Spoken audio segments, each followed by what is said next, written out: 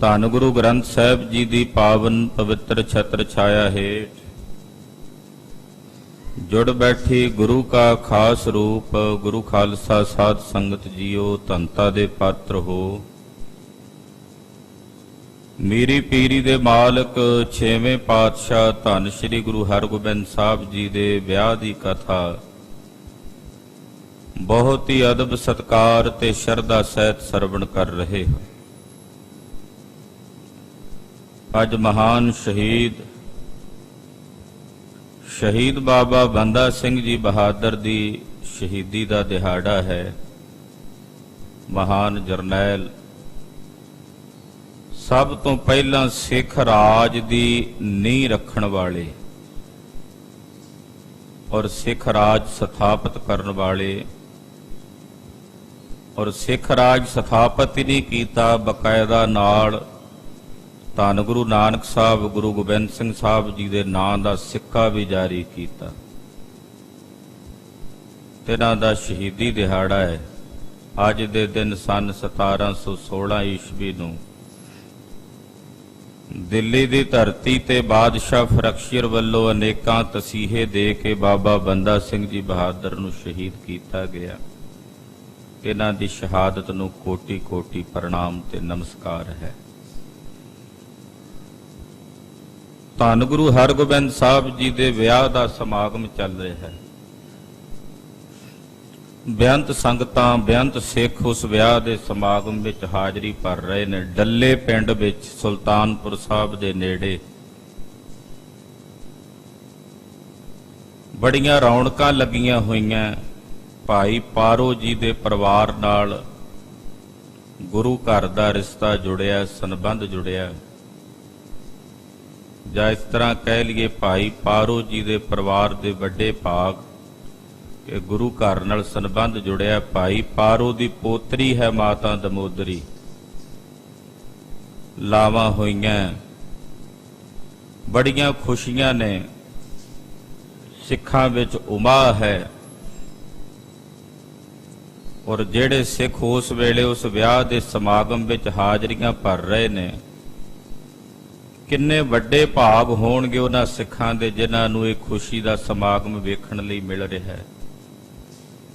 ਪਰ ਮੈਂ ਓਨੇ ਹੀ ਵੱਡੇ ਭਾਗ ਤੁਹਾਡੇ ਸਾਰੇ ਸਿੱਖਾਂ ਦੇ ਵੀ ਸਮਝਦਾ ਹਾਂ ਕਿ ਤੁਹਾਨੂੰ ਉਹ ਸਾਰੇ ਵਿਆਹ ਦੇ ਸਮਾਗਮ ਦੀ ਕਥਾ ਸੁਣਨ ਦਾ ਔਰ ਸੁਣਦਿਆਂ ਇਹ ਅਨੁਭਵ ਕਰ ਰਹੇ ਹੋ ਕਿ ਮਾਨੋ ਉਸ ਵਿਆਹ ਦੇ ਸਮਾਗਮ ਵਿੱਚ ਅਸੀਂ ਵੀ ਵਰਤ ਰਹੇ ਹਾਂ ਤੇ ਉਹ ਸਾਡੀਆਂ ਅੱਖਾਂ ਦੇ ਸਾਹਮਣੇ ਹੋ ਰਿਹਾ।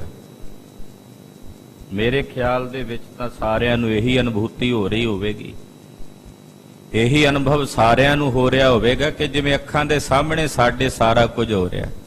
ਛੇਵੇਂ ਪਾਤਸ਼ਾਹ ਲਾੜੇ ਦੇ ਰੂਪ 'ਚ ਸਜੇ ਹੋਏ, ਮਾਤਾ ਦਮੋਦਰੀ ਜੀ ਦੇ ਨਾਲ ਤਿੰਨਾਂ ਦੀਆਂ ਲਾਵਾਂ ਹੋ ਰਹੀਆਂ, ਐਨ ਅੱਖਾਂ ਦੇ ਸਾਹਮਣੇ ਉਹ ਸਾਰੀ ਫਿਲਮ ਆ ਜਾਂਦੀ। ਔਰ ਸਾਡੀਆਂ ਵੀ ਹਾਜ਼ਰੀਆਂ ਲੱਗ ਰਹੀਆਂ ਨੇ ਉਸ ਵਿਆਹ ਦੇ ਸਮਾਗਮ ਵਿੱਚ ਗੁਰੂ ਹਰਗੋਬਿੰਦ ਸਾਹਿਬ ਦੇ ਚਰਨਾਂ 'ਚ। ਗੁਰਦੇਵ ਬੈਠੇ ਨੇ। ਡੱਲੇ ਪਿੰਡ ਦੇ ਸਿੱਖਾਂ ਦੀ ਗੱਲ ਹੋ ਰਹੀ ਹੈ ਕਿ ਇੱਥੇ ਕਿਹੜੇ ਕਿਹੜੇ ਸਿੱਖ ਮਹਾਨ ਹੋਏ ਨੇ, ਕਿਉਂਕਿ ਇਹ ਪਿੰਡ ਪੁਰਾਣੇ ਸਮੇਂ ਤੋਂ ਗੁਰੂ ਅਮਰਦਾਸ ਸਾਹਿਬ ਜੀ ਦੇ ਸਮੇਂ ਤੋਂ ਗੁਰਸਿੱਖੀ ਨਾਲ ਜੁੜਿਆ ਹੋਇਆ।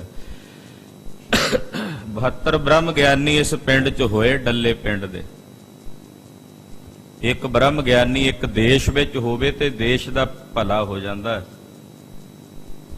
ਇੱਥੇ ਤਾਂ ਇੱਕ ਪਿੰਡ 'ਚ 72 ਬ੍ਰਹਮ ਗਿਆਨੀ ਸਨ। ਉਹ ਪਿੰਡ ਕਿੰਨਾ ਭਾਗਸ਼ਾਲੀ ਹੋਵੇ। ਕਈ ਗੁਰਮੁਖ ਕਹਿੰਦੇ ਜੀ ਇਸ ਪਿੰਡ ਦੀ ਕਥਾ ਸੁਣ ਕੇ ਸਾਡੇ ਮਨ 'ਚ ਰੀਝ ਆ ਰਹੀ ਆ ਵੀ ਉਹ ਪਿੰਡ ਦੇ ਦਰਸ਼ਨ ਅਸੀਂ ਵੀ ਕਰੀਏ ਡੱਲੇ 'ਚ। ਇਹੋ ਜਿਹਾ ਭਾਗਾਂ ਭਰਿਆ ਪਿੰਡ। ਤੇ ਮੈਨੂੰ ਹੁਣੇ ਇੱਕ ਗੁਰਮੁਖ ਪਿਆਰੇ ਮਿਲੇ, ਉਹ ਕਹਿ ਰਹੇ ਸਨ, ਮੈਂ ਕਿਹਾ ਦਿਲ ਤਾਂ ਮੇਰਾ ਵੀ ਕੀਤਾ ਪਰ ਹਾਲੇ ਤੱਕ ਸਬੱਬ ਨਹੀਂ ਬਣਿਆ ਜਾਣ ਦਾ। ਬਣ ਜਾਏਗਾ, ਦਰਸ਼ਨ ਹੋਣਗੇ। ਸੋ ਐਸੇ ਪਿੰਡ ਦੀ ਕਥਾ ਹੈ। ਆਓ ਜਿਵੇਂ ਮਹਾਰਾਜ ਛੇਵੇਂ ਪਾਤਸ਼ਾਹ ਦੀ ਬਰਾਤ ਮਾਤਾ ਦਮੋਦਰੀ ਦੀ ਡੋਲੀ ਲੈ ਕੇ ਵਾਪਸ ਸ੍ਰੀ ਅੰਮ੍ਰਿਤਸਰ ਸਾਹਿਬ ਆ ਰਹੀ ਹੈ, ਉਹ ਸਾਰੀ ਕਥਾ ਭਾਈ ਸਾਹਿਬ ਨੇ ਇੱਕ ਨਿੱਕੀ ਨਿੱਕੀ ਗੱਲ ਦਾ, ਹਰ ਇੱਕ ਗੱਲ ਨੂੰ, ਹਰ ਇੱਕ ਪਹਿਲੂ ਤੋਂ ਸਾਡੇ ਸਾਹਮਣੇ ਕੀਤਾ। ਨਿੱਕੀ ਨਿੱਕੀ ਗੱਲ ਸਾਡੇ ਸਾਹਮਣੇ ਰੱਖੀ ਆ ਵੀ ਸਾਨੂੰ ਇਦਾਂ ਹੀ ਅਨੁਭੂਤੀ ਹੋਵੇ ਕਿ ਅਨੁਭਵ ਹੋਵੇ ਕਿ ਅਸੀਂ ਉਸ ਵੇਲੇ ਸਾਡੀਆਂ ਅੱਖਾਂ ਦੇ ਸਾਹਮਣੇ ਸਭ ਕੁਝ ਵਰਤ ਰਿਹਾ। ਔਰ ਮੈਨੂੰ ਅਕਸਰ ਤੁਹਾਡੇ ਵਿੱਚੋਂ ਬਹੁਤ ਸਾਰੇ ਪ੍ਰੇਮੀ ਰੋਜ਼ ਕਈ ਵਾਰ ਮਿਲਦੇ, ਕਹਿੰਦੇ ਜੀ ਸਾਨੂੰ ਤਾਂ ਇਦਾਂ ਜਾਪਦਾ ਵੀ ਸਾਡੀਆਂ ਅੱਖਾਂ ਦੇ ਸਾਹਮਣੇ ਹੀ ਸਾਰਾ ਕੁਝ ਹੋ ਰਿਹਾ। ਆਓ ਹਾਜ਼ਰੀ ਲਵਾਓ ਗੁਰੂ ਹਰਗੋਬਿੰਦ ਸਾਹਿਬ ਦੇ ਚਰਨਾਂ ਵਿੱਚ ਔਰ ਮਹਾਰਾਜ ਗੁਰੂ ਅਰਜਨ ਦੇਵ ਸਾਹਿਬ ਦੇ ਚਰਨਾਂ ਵਿੱਚ ਹਾਜ਼ਰੀ ਲਵਾਉਂਦੇ ਆਖੋ ਜੀ ਸਤਨਾਮ ਸ੍ਰੀ ਵਾਹਿਗੁਰੂ ਸਾਹਿਬ ਜੀ। ਸਤਨਾਮ ਸ੍ਰੀ ਵਾਹਿਗੁਰੂ ਸਾਹਿਬ ਜੀ। ਹਾਕਲ ਛੰਦ ਕਰ ਦੂਲੇ ਸਭਨ ਆਗਾਰੀ। ਲਾੜਾ ਭਾਵ ਦੁਲਹੇ ਰੂਪ ਚ ਸਜੇ ਹੋਏ ਧੰਨ ਗੁਰੂ ਹਰਗੋਬਿੰਦ ਸਾਹਿਬ ਜੀ ਮਹਾਰਾਜ ਜੀ ਨੂੰ ਸਭ ਤੋਂ ਅੱਗੇ ਕੀਤਾ ਹੈ। ਪੁਨ ਚਲੀ ਬਰਾਤ ਪਿਛਾਰੀ। ਪਿੱਛੇ ਪਿੱਛੇ ਸਾਰੀ ਬਰਾਤ ਨਾਲ ਚੱਲ ਪਈ ਐ। ਕਰ ਗਏ ਨਾਰਾਇਣ ਦਾਸੇ। ਚੱਲ ਕੇ ਬਾਬਾ ਨਰੈਣ ਦਾਸ ਜੀ ਦੇ ਘਰ ਆਏ ਹਨ ਸਾਰੇ। ਬੜ ਧੂਮ ਧਾਮ ਚੌ ਪਾਸੇ। ਬੜੀ ਧੂਮ ਹੈ ਚਾਰੇ ਪਾਸੇ, ਬੜੀਆਂ ਖੁਸ਼ੀਆਂ ਤੇ ਖੇੜੇ ਮਨਾਏ ਜਾ ਰਹੇ ਨੇ। ਹਰ ਗੋਵਿੰਦ ਰੂਪ ਸੋਹੰਤਾ। ਆਹਾ ਧੰਨ ਗੁਰੂ ਹਰਗੋਬਿੰਦ ਸਾਹਿਬ ਜੀ ਦਾ ਸੋਹਣਾ ਰੂਪ ਸੋਭਨੀਕ ਹੋ ਰਿਹਾ ਹੈ। ਛੇਵੇਂ ਪਾਤਸ਼ਾਹ ਜੀ ਮਹਾਰਾਜ ਜੀ ਦੀ ਸੁੰਦਰ ਮੂਰਤ ਉਜਾਗਰ ਹੋ ਰਹੀ ਹੈ। ਸਿਰ ਉਪਰ ਛਤਰ ਝੁਲੰਤਾ। ਛੇਵੇਂ ਪਾਤਸ਼ਾਹ ਜੀ ਸੀਸ ਦੇ ਉੱਤੇ ਬੜਾ ਸੋਹਣਾ ਛਤਰ ਝੁੱਲ ਰਿਹਾ ਹੈ। ਗੁਰ ਅਰਜਨ ਪਰ ਦੁਤੀਵਾਰੂ। ਔਰ ਧੰਨ ਸ੍ਰੀ ਗੁਰੂ ਅਰਜਨ ਦੇਵ ਸਾਹਿਬ ਪੰਜਵੇਂ ਪਾਤਸ਼ਾਹ ਜੀ ਮਹਾਰਾਜ ਜੀ ਦੇ ਸੀਸ ਉੱਤੇ ਕਰ ਚਮਰ ਟੁਰਾਵਤ ਚਾਰੂ। ਚਵਰ ਬਰਦਾਰ ਬੜੇ ਸਤਿਕਾਰ ਨਾਲ ਮਹਾਰਾਜ ਜੀ ਦੇ ਸੀਸ ਉੱਤੇ ਚਵਰ ਝੁਲਾ ਰਿਹਾ ਹੈ। ਜਦੋਂ ਸਰਗੁਣ ਰੂਪ ਚ ਸਤਿਗੁਰੂ ਵਿਚਰਦੇ ਉਦੋਂ ਮਹਾਰਾਜ ਜੀ ਨੂੰ ਚਵਰ ਦੀ ਵੀ ਜ਼ਰੂਰਤ ਹੈ। ਉਦੋਂ ਮਹਾਰਾਜ ਜੀ ਨੂੰ ਏਸੀ ਦੀ ਵੀ ਜ਼ਰੂਰਤ ਹੈ। ਉਦੋਂ ਸਰਦੀਆਂ ਨੇ ਤਾਂ ਗਰਮ ਕੱਪੜਿਆਂ ਦੀ ਵੀ ਮਹਾਰਾਜ ਜੀ ਨੂੰ ਜ਼ਰੂਰਤ ਹੈ। ਆਮ ਕਹਿ ਦਿੰਦੇ ਆ ਗੁਰੂ ਸਾਹਿਬ ਨੂੰ ਏਸੀਆਂ ਦੀ ਜਾਂ ਸਰਦੀਆਂ ਦੇ ਵਿੱਚ ਗਰਮ ਕੱਪੜਿਆਂ ਦੀ। ਜਦੋਂ ਸਰਗੁਣ ਰੂਪ ਦੇ ਵਿੱਚ ਨੇ ਸਤਿਗੁਰੂ, ਜਿਹਦੇ ਚਵਰ ਦੀ ਜ਼ਰੂਰਤ ਹੈ ਤੇ ਫਿਰ ਇਹਨਾਂ ਸਾਰੀਆਂ ਦੀ ਵੀ ਜ਼ਰੂਰਤ ਹੈ। ਤੇ ਭਾਵਨਾ ਹੈ ਗੁਰਸਿੱਖਾਂ ਦੀ ਸ਼ਰਧਾ ਹੈ। ਹਾਂਜੀ ਸਭ ਬਸਨ ਬਿਭੂਖਨ ਆਛੇ। ਬੜੇ ਸੋਹਣੇ ਬਸਤਰ, ਬੜੇ ਸੁੰਦਰ ਆਭੂਸ਼ਣ ਗਹਿਣੇ ਮਹਾਰਾਜ ਜੀ ਦੇ ਸੀਸ ਦੇ ਸਰੀਰ ਦੇ ਉੱਤੇ ਸੋਭਨੀਕ ਹੋ ਰਹੇ ਨੇ। ਨਰ ਸਭ ਬਰਾਤ ਮੈਂ ਕਾਛੇ। ਜਿੰਨੀ ਬਰਾਤ ਹੈ ਨਾਲ ਉਹ ਵੀ ਸਜੇ ਤਜੇ ਹੋਏ। ਜਿਹੜੇ ਬਰਾਤੀ ਨੇ ਉਹ ਵੀ ਬੜੇ ਚਾਅ ਨਾਲ ਸਜੇ ਹੋਏ ਵੀ ਅਸੀਂ ਛੇਵੇਂ ਪਾਤਸ਼ਾਹ ਜੀ ਦੀ ਬਰਾਤ ਵਿੱਚ ਆਏ ਆ, ਵੀ ਸਾਡੇ 'ਚ ਵੀ ਕੋਈ ਕਮੀ ਨਾ ਦਿਸੇ। ਉਹਨਾਂ ਵੀ ਆਪਣੇ ਆਪ ਨੂੰ ਚੰਗਾ ਸ਼ਿੰਗਾਰਿਆ ਹੋਇਆ, ਬੜੇ ਸੋਹਣੇ ਬਸਤਰ ਸਰੀਰ ਤੇ ਧਾਰਨ ਕੀਤੇ ਹੋਏ, ਆਭੂਸ਼ਣ ਧਾਰਨ ਕੀਤੇ ਹੋਏ ਨੇ। ਤਬ ਮੰਦਰ ਅੰਦਰ ਗਮਨੇ। ਬਾਬਾ ਨਰੈਣ ਦਾਸ ਜੀ ਦੇ ਮਕਾਨ ਵਿੱਚ ਘਰ ਦੇ ਵਿੱਚ ਆ ਕੇ ਸਭ ਨੇ ਪ੍ਰਵੇਸ਼ ਕੀਤਾ। ਕਰ ਪੰਕਤ ਬੈਠੇ ਰਵਨੇ। ਸਾਰੇ ਪੰਗਤਾਂ ਲਾ ਕੇ ਬੈਠ ਗਏ ਹਨ।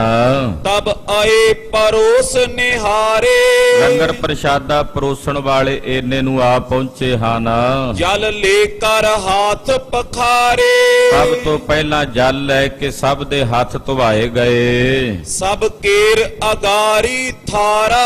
ਔਰ ਮੁੜ ਕੇ ਫਿਰ ਸਾਰਿਆਂ ਦੇ ਅੱਗੇ ਸੋਹਣੇ ਥਾਲ ਪਰੋਸੇ ਗਏ। ਉਹ ਸਵਾਦਲ ਪਾਏ ਆਹਾਰਾ। ਬੜੇ ਸਵਾਦਾਂ ਦੇ ਪਕਵਾਨ ਭੋਜਨ ਤਿਆਰ ਹੋਏ ਹੋਏ ਵਰਤਾਏ ਜਾ ਰਹੇ ਨੇ। ਜੋ ਸਪਤ ਬਿਦਨ ਪਕਵਾਨਾ। 7 ਪ੍ਰਕਾਰ ਦੇ ਜਿਹੜੇ ਪਕਵਾਨ ਹੁੰਦੇ ਨੇ ਉਹ ਵਰਤਾਏ ਗਏ। ਵਿੱਚ ਮੇਵੇ ਮਿਲੇ ਮਹਾਨਾ। ਉਹਨਾਂ ਪਕਵਾਨਾਂ ਦੇ ਵਿੱਚ ਮੇਵੇ ਮਿਲੇ ਹੋਏ, ਅਨੇਕ ਪ੍ਰਕਾਰ ਦੀ ਸ਼ੱਕਰ ਖੰਡ ਮਿਲੀ ਹੋਈ ਹੈ। ਦਦ ਸੰਗ ਵਿਸਾਲ ਮਸਾਲੇ।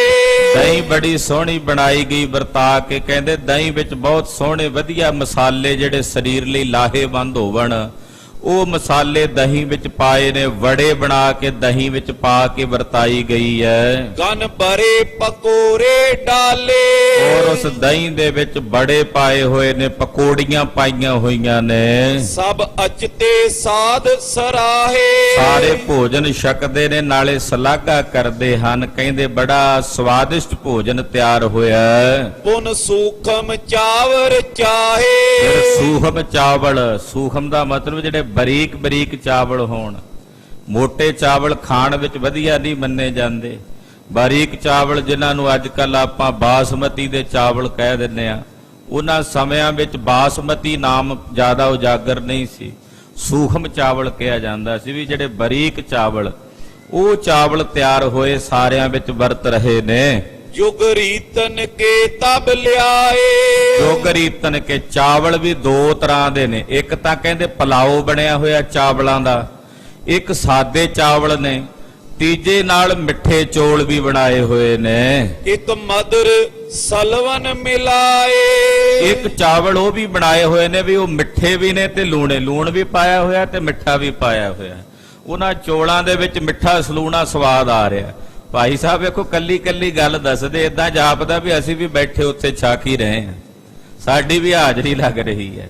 ਉਹ ਕਹਿੰਦੇ ਮਿੱਠੇ ਤੇ ਸਲੂਣੇ ਚਾਵਲ ਜਿਹੜੇ ਨੇ ਉਹ ਵਿੱਚ ਬਣੇ ਹੋਏ ਨੇ। ਉਹ ਸਾਵਗ ਗਰੀਬ ਬਦਾਮੰਗ, ਕੱਲੇ ਚਾਵਲ ਹੀ ਥੋੜੀ ਨੇ, ਉਹਨਾਂ ਚਾਵਲਾਂ ਵਿੱਚ ਸੌਗੀ ਪਾਈ ਹੋਈ ਹੈ, ਗਿਰੀਆਂ ਕੱਟ ਕੇ ਪਾਈਆਂ ਹੋਈਆਂ ਨੇ, ਛੁਹਾਰੇ ਕੱਟ ਕੇ ਪਾਏ ਹੋਏ ਨੇ। ਸਰਦੀਆਂ ਦਾ ਮੌਸਮ ਹੈ, ਚਾਵਲ ਵੀ ਉਸ ਢੰਗ ਦੇ ਬਣਾਏ ਹੋਏ ਨੇ।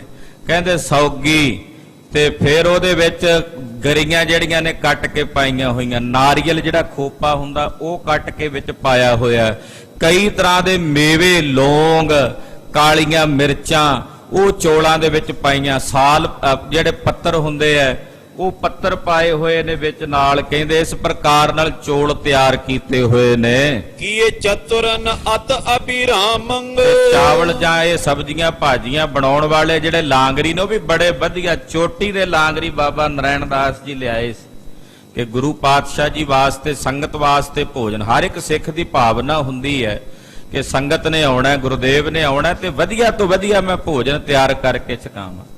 ਇਹ ਨਹੀਂ ਹੁੰਦਾ ਸਿੱਖ ਵੀ ਜੀ ਮੈਂ ਤਾਂ ਗਰੀਬ ਆ ਜੀ, ਗਰੀਬੀ ਦਾਅਵੇ ਦਾ ਹੀ।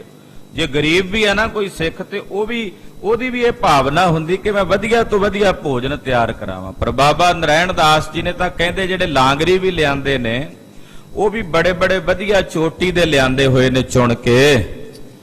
ਪਿਕ ਬੈਠੀ ਨਾਗਰ ਨਾਰੀ, ਲਾਗੇ ਇਸਤਰੀਆਂ ਬੈਠੀਆਂ ਹਨ, ਗਨ ਭੂਖਨ ਬਸਨ ਸ਼ਿੰਗਾਰੀ। ਉਹਨਾਂ ਨੇ ਵੀ ਬੜੇ ਸੋਹਣੇ ਗਹਿਣੇ ਆਭੂਸ਼ਣ ਸਰੀਰ ਤੇ ਧਾਰਨ ਕੀਤੇ ਹੋਏ ਨੇ। ਅਚ ਸਨੇ ਸਨੇ ਅਸ ਅਸਨਾ, ਔਰ ਗੁਰੂਦੇਵ ਸੱਚੇ ਪਾਤਸ਼ਾਹ ਭੋਜਨ ਛਕ ਰਹੇ ਨੇ। ਉਹ ਇਸਤਰੀਆਂ ਨਾਲ ਨਾਲ ਮਹਾਰਾਜ ਜੀ ਦਾ ਜਸ ਗਾ ਰਹੀਆਂ ਨੇ। ਮੁਸਕਾਏ ਦਿਪੇ ਦੁੱਤ ਬਸਨਾ, ਔਰ ਸਾਰੇ ਮੁਸਕਰਾ ਰਹੇ ਨੇ, ਹਰ ਇੱਕ ਦੇ ਚਿਹਰੇ ਤੇ ਹਾਸੀ ਹੈ। ਮਨ ਸਭ ਕੇ ਤਬ ਬਿਰਮਾਏ, ਸਾਰਿਆਂ ਦੇ ਮਨ ਉਸ ਵੇਲੇ ਮੋਏ ਜਾ ਰਹੇ ਨੇ ਮਹਾਰਾਜ ਜੀ ਦੀ ਜਦੋਂ ਮੁਸਕਰਾਹਟ ਵੱਲ ਵੇਖਦੇ ਹਨ। ਨੈ ਉਠਨ ਕਿਸੂ ਮਨ ਭਾਏ, ਕਿਸੇ ਦਾ ਮਨ ਨਹੀਂ ਕਰਦਾ ਉੱਠਣ ਨੂੰ, ਜਿਹੜਾ ਵੇਖਦਾ ਉਹਦਾ ਮਨ ਕਰਦਾ ਗੁਰਦੇਵ ਨੂੰ ਵੇਖੀ ਜਾਵਾਂ। ਸੁਖ ਪਾਏ ਪਨੇ ਸਭ ਐਸੇ, ਸੁਖ ਪ੍ਰਾਪਤ ਕਰਕੇ ਸਾਰੇ ਬੋਲੇ ਕਹਿਣ ਲੱਗੇ ਅਸ ਉਤਸਵ ਕਿਤੋਂ ਨ ਕੈਸੇ। ਕਹਿੰਦੇ ਮਹਾਰਾਜ ਐਸਾ ਉਤਸਵ ਕਦੇ ਨਹੀਂ ਪਹਿਲਾਂ ਵੇਖਿਆ। ਔਰ ਬਿਸਰਿਓ ਦੇਸ਼ ਅਰ ਕਾਲਾ, ਕਹਿੰਦੇ ਸਾਨੂੰ ਤਾਂ ਭੁੱਲਿਆ ਹੋਇਆ ਵੀ ਅਸੀਂ ਕਿਹੜੇ ਦੇਸ਼ ਵਿੱਚ ਆ। ਏਦਾਂ ਜਾਪਦਾ ਵੀ ਕਿਸੇ ਅਨੂਠੇ ਜੇ ਦੇਸ਼ ਵਿੱਚ ਆ ਕੇ ਰਹਿ ਰਹੇ ਆ। ਤੇ ਮਹਾਰਾਜ ਸਾਨੂੰ ਟਾਈਮ ਵੀ ਭੁੱਲਿਆ। ਸਾਨੂੰ ਹੁਣ ਕਿਸੇ ਨੂੰ ਇੱਕ ਦੂਜੇ ਨੂੰ ਪੁੱਛਦੇ ਅੱਜ ਵਾਰ ਕੀ ਆ, ਕਹਿੰਦੇ ਪਤਾ ਨਹੀਂ ਅੱਜ ਵਾਰ ਕਿਹੜਾ ਹੈ। ਉਹ ਤਰੀਕ ਕਹਿੰਦੇ ਤਰੀਕ ਵੀ ਭੁੱਲੀ ਹੋਈ ਹੈ। ਟਾਈਮ ਕਿੰਨਾ ਹੋਇਆ ਕਹਿੰਦੇ ਉਹ ਵੀ ਨਹੀਂ ਪਤਾ। ਸਭ ਨੂੰ ਟਾਈਮ, ਜਦੋਂ ਖੁਸ਼ੀ ਬਹੁਤ ਜ਼ਿਆਦਾ ਹੁੰਦੀ ਹੈ ਉਦੋਂ ਨਾ ਤਾਂ ਵਾਰ ਚੇਤੇ ਰਹਿੰਦੇ ਨੇ, ਨਾ ਤਰੀਕਾਂ ਚੇਤੇ ਰਹਿੰਦੀਆਂ ਨੇ, ਨਾ ਟਾਈਮ ਦਾ ਪਤਾ ਲੱਗਦਾ ਵੀ ਕਿੰਨਾ ਟਾਈਮ ਲੰਘ ਗਿਆ ਬੈਠਿਆਂ। ਕਹਿੰਦੇ ਸਾਰਿਆਂ ਨੂੰ ਦੇਸ਼ ਭੁੱਲਿਆ ਹੋਇਆ ਹੈ। ਕੋਈ ਅਨੂਠਾ ਜਿਹਾ ਹੀ ਦੇਸ਼ ਲੱਗਦਾ, ਏਦਾਂ ਜਾਪਦਾ ਵੀ ਜਿਵੇਂ ਕਿਸੇ ਸੱਚਖੰਡ ਦੇ ਵਿੱਚ ਸਾਰੇ ਸਿੱਖ ਆ ਗਏ ਹੋਣ ਤੇ ਉੱਥੇ ਸਾਰੀਆਂ ਖੁਸ਼ੀਆਂ ਹੋ ਰਹੀਆਂ। ਉੱਥੇ ਸਾਰੇ ਉਤਸਵ ਹੋ ਰਹੇ ਨੇ। ਅਸ ਆਨੰਦ ਪਇਓ ਵਿਸਾਲਾ ਐਸਾ ਭਾਰੀ ਆਨੰਦ ਉੱਥੇ ਵਰਤਿਆ ਹੈ। ਤਬ ਨੀਠ ਨੀਠ ਲੈ ਪਾਨੀ ਉਸ ਵਕਤ ਭੋਜਨ ਛਕਣ ਤੋਂ ਬਾਅਦ ਸਭ ਨੇ ਜਲ ਵਰਤਿਆ ਸਭ ਕਰੇ ਪਖਾਰਨ ਪਾਨੀ ਔਰ ਹੱਥ ਧੋਏ ਨੇ ਸਾਰਿਆਂ ਨੇ। ਤਨ ਜਥਾ ਯੋਗ ਤੈ ਦੀਨਾ ਉੱਥੇ ਯਥਾ ਯੋਗ ਜਿਹੜੇ ਉੱਥੇ ਵਰਤਾਵੇ ਸਨ ਉਹਨਾਂ ਨੇ ਵੀ ਆ ਕੇ ਲਾਗ ਮੰਗਿਆ, ਮਹਾਰਾਜ ਸਾਡਾ ਵੀ ਲਾਗ ਦਿਓ। ਜਿਹੜੇ ਉੱਥੇ ਬਰਤਨ ਮਾਂਜਣ ਵਾਲੇ ਸਨ, ਚੁੱਕਣ ਵਾਲੇ ਝੂਠੇ, ਉਹਨਾਂ ਨੇ ਵੀ ਪੈਸੇ ਧਨ ਮੰਗਿਆ, ਉਹਨਾਂ ਨੂੰ ਵੀ ਮਾਇਆ ਦੇ ਗੱਫੇ ਮਹਾਰਾਜ ਜੀ ਨੇ ਵੰਡੇ। ਉਟ ਗਮਨੇ ਗੁਰੂ ਪ੍ਰਬੀਨਾ ਪ੍ਰਬੀਨ ਸਤਿਗੁਰੂ ਗੁਰੂ ਅਰਜਨ ਦੇਵ ਸਾਹਿਬ ਜੀ ਮਹਾਰਾਜ ਫਿਰ ਉੱਥੋਂ ਉੱਠੇ ਨੇ, ਚੱਲ ਪਏ। ਸਿੱਖ ਸੰਗਤ ਸੰਗ ਲਏ ਹੈ ਨਾਲ ਸਾਰੀਆਂ ਸਿੱਖ ਸੰਗਤਾਂ ਨੂੰ ਪਾਤਸ਼ਾਹ ਨੇ ਲੈ ਲਿਆ। ਦਿਸ਼ ਪੂਰਬ ਗ੍ਰਾਮ ਗਏ ਹੈ ਪਿੰਡ ਡੱਲੇ ਦੀ ਜਿਹੜੀ ਪੂਰਬੀ ਬਾਈ ਹੈ, ਚੜ੍ਹਦੇ ਵਾਲਾ ਪਾਸਾ ਹੈ, ਮਹਾਰਾਜ ਜੀ ਉਸ ਪਾਸੇ ਗਏ ਪਿੰਡ ਦੇ। ਤੈ ਖਰੇ ਹੋਏ ਮੁਖ ਭਾਖਾ ਪਿੰਡ ਦੇ ਚੜ੍ਹਦੇ ਵਾਲੇ ਪਾਸੇ ਜਾ ਕੇ ਮਹਾਰਾਜ ਗੁਰੂ ਅਰਜਨ ਦੇਵ ਸਾਹਿਬ ਜੀ ਬੋਲੇ, ਕਹਿਣ ਲੱਗੇ ਸੰਗਤ ਵਿੱਚ, ਸਭ ਸਿੱਖਨ ਕੀ ਅਭਿਲਾਖਾ ਔਰ ਸਾਰੇ ਸਿੱਖਾਂ ਦੀ ਇਹ ਅਭਿਲਾਖਾ ਹੈ, ਇੱਛਾ ਹੈ ਜਿਤ ਚਾਹੇ ਕਰਿਓ ਇਸ ਥਾਨਾ ਕਿ ਇਸ ਜਗ੍ਹਾ ਦੇ ਉੱਤੇ ਕੋਈ ਚਿੰਨ੍ਹ ਬਣਾਇਆ ਜਾਵੇ, ਯਾਦਗਾਰ ਬਣਾਈ ਜਾਵੇ, ਜਿਹੜੀ ਯਾਦਗਾਰ ਇਹ ਦੱਸੇ ਕਿ ਗੁਰੂ ਹਰਗੋਬਿੰਦ ਸਾਹਿਬ ਜਦੋਂ ਵਿਆਹਣ ਆਏ ਸੀ ਮਹਾਰਾਜ ਗੁਰੂ ਹਰਗੋਬਿੰਦ ਸਾਹਿਬ ਜੀ ਨੂੰ, ਗੁਰੂ ਅਰਜਨ ਦੇਵ ਸਾਹਿਬ, ਤੇ ਇਹ ਚਿੰਨ੍ਹ ਉਸ ਵੇਲੇ ਦਾ ਹੈ। ਉਦੋਂ ਫਿਰ ਇਹ ਯਾਦ ਰਹੇਗਾ, ਸਾਰਿਆਂ ਨੂੰ ਚੇਤੇ ਰਹੇਗਾ।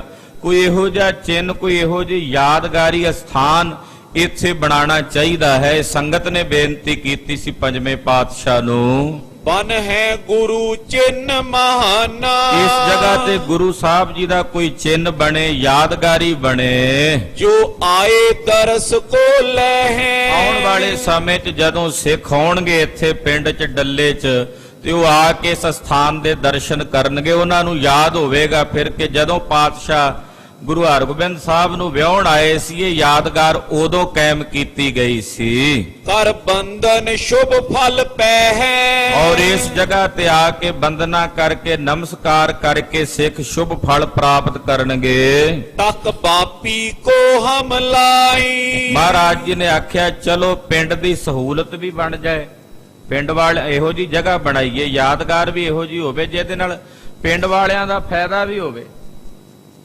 ਅੱਜ ਵੱਲ ਕਈ ਵਾਰੀ ਕੋਈ ਸਮਾਰਕ ਬਣਾ ਲੈਂਦਾ ਹੈ, ਹਾਲਾਂਕਿ ਉਹ ਸਮਾਰਕ ਜਿਹੜੇ ਨੇ ਉਹ ਯਾਦਗਾਰ ਤਾਂ ਹੁੰਦੀ ਹੈ ਚਲੋ ਸਮਾਰਕ ਦੇ ਨਾਲ, ਪਰ ਉਹਦੇ ਨਾਲ ਕਿਸੇ ਦਾ ਫਾਇਦਾ ਤਾਂ ਕੋਈ ਲਾਭ ਤਾਂ ਨਹੀਂ ਹੁੰਦਾ। ਕੋਈ ਇਹੋ ਜੀ ਯਾਦਗਾਰ ਹੋਣੀ ਚਾਹੀਦੀ ਹੈ ਜਿਹਦੇ ਨਾਲ ਲਾਭ ਹੋਵੇ, ਕਿਸੇ ਦਾ ਭਲਾ ਹੋਵੇ। ਤੋ ਮਹਾਰਾਜ ਜੀ ਨੇ ਆਖਿਆ ਚਲੋ ਆਪਾਂ ਇਸ ਜਗ੍ਹਾ ਤੇ ਇੱਕ ਬੌਲੀ ਦੀ ਰਚਨਾ ਕਰ ਦਿੰਨੇ ਆ, ਬੌਲੀ ਦੇ ਪਾਣੀ ਦੀ ਵਰਤੋਂ ਪਿੰਡ ਵਾਲੇ ਕਰਿਆ ਕਰਨਗੇ, ਲੋਕਾਂ ਦਾ ਫਾਇਦਾ ਹੋਵੇਗਾ, ਲਾਭ ਹੋਵੇਗਾ। ਨਾਲੇ ਗੁਰਦੇਵ ਦਾ ਚਾਓ ਵੀ ਸੀ ਬੌਲੀਆਂ ਲਾਉਣੀਆਂ, ਸਰੋਵਰ ਲਾਉਣੇ ਕਿ ਲੋਕਾਂ ਵਾਸਤੇ ਪਾਣੀ ਦੀ ਵੀ ਸਹੂਲਤ ਬਣੀ ਰਹੇ। ਫਿਰ ਜਿਹੜੇ ਸਾਡੇ ਸਿੱਖ ਨੇ ਉਹਨਾਂ ਨੂੰ ਤੀਰਥਾਂ ਤੇ ਜਾਣ ਦੀ ਲੋੜ ਨਾ ਪਵੇ, ਜੇ ਇਸ਼ਨਾਨ ਦੀ ਇੱਛਾ ਹੋਵੇ ਤੇ ਜਿਹੜੇ ਇਹ ਗੁਰੂ ਤੀਰਥ ਨੇ ਇਹਨਾਂ 'ਚ ਇਸ਼ਨਾਨ ਕਰਕੇ ਆਪਣੇ ਆਪ ਨੂੰ ਨਿਰਮਲ ਕਰ ਲਿਆ ਕਰਨ। ਤੋ ਇਸ ਪ੍ਰਕਾਰ ਨਾਲ ਮਹਾਰਾਜ ਸੱਚੇ ਪਾਤਸ਼ਾਹ ਜੀ ਨੇ ਆਖਿਆ ਹੁਣ ਬੌਲੀ ਸਾਹਿਬ ਦਾ ਟੱਕ ਇਸ ਜਗ੍ਹਾ ਤੇ ਲਾਈਏ। ਉਨ ਪੀਛੇ ਲਿਹੋ ਬਨਾਈ ਅਸੀਂ ਟੱਕ ਲਾ ਜਾਂਦੇ ਆ ਕਿਉਂਕਿ ਹੁਣ ਸਮਾਂ ਥੋੜਾ ਹੈ ਤੇ ਹੁਣੇ ਆਪਾਂ ਇਹ ਸਾਰੀ ਸੇਵਾ ਤਾਂ ਨਹੀਂ ਕਰਾ ਸਕਾਂਗੇ।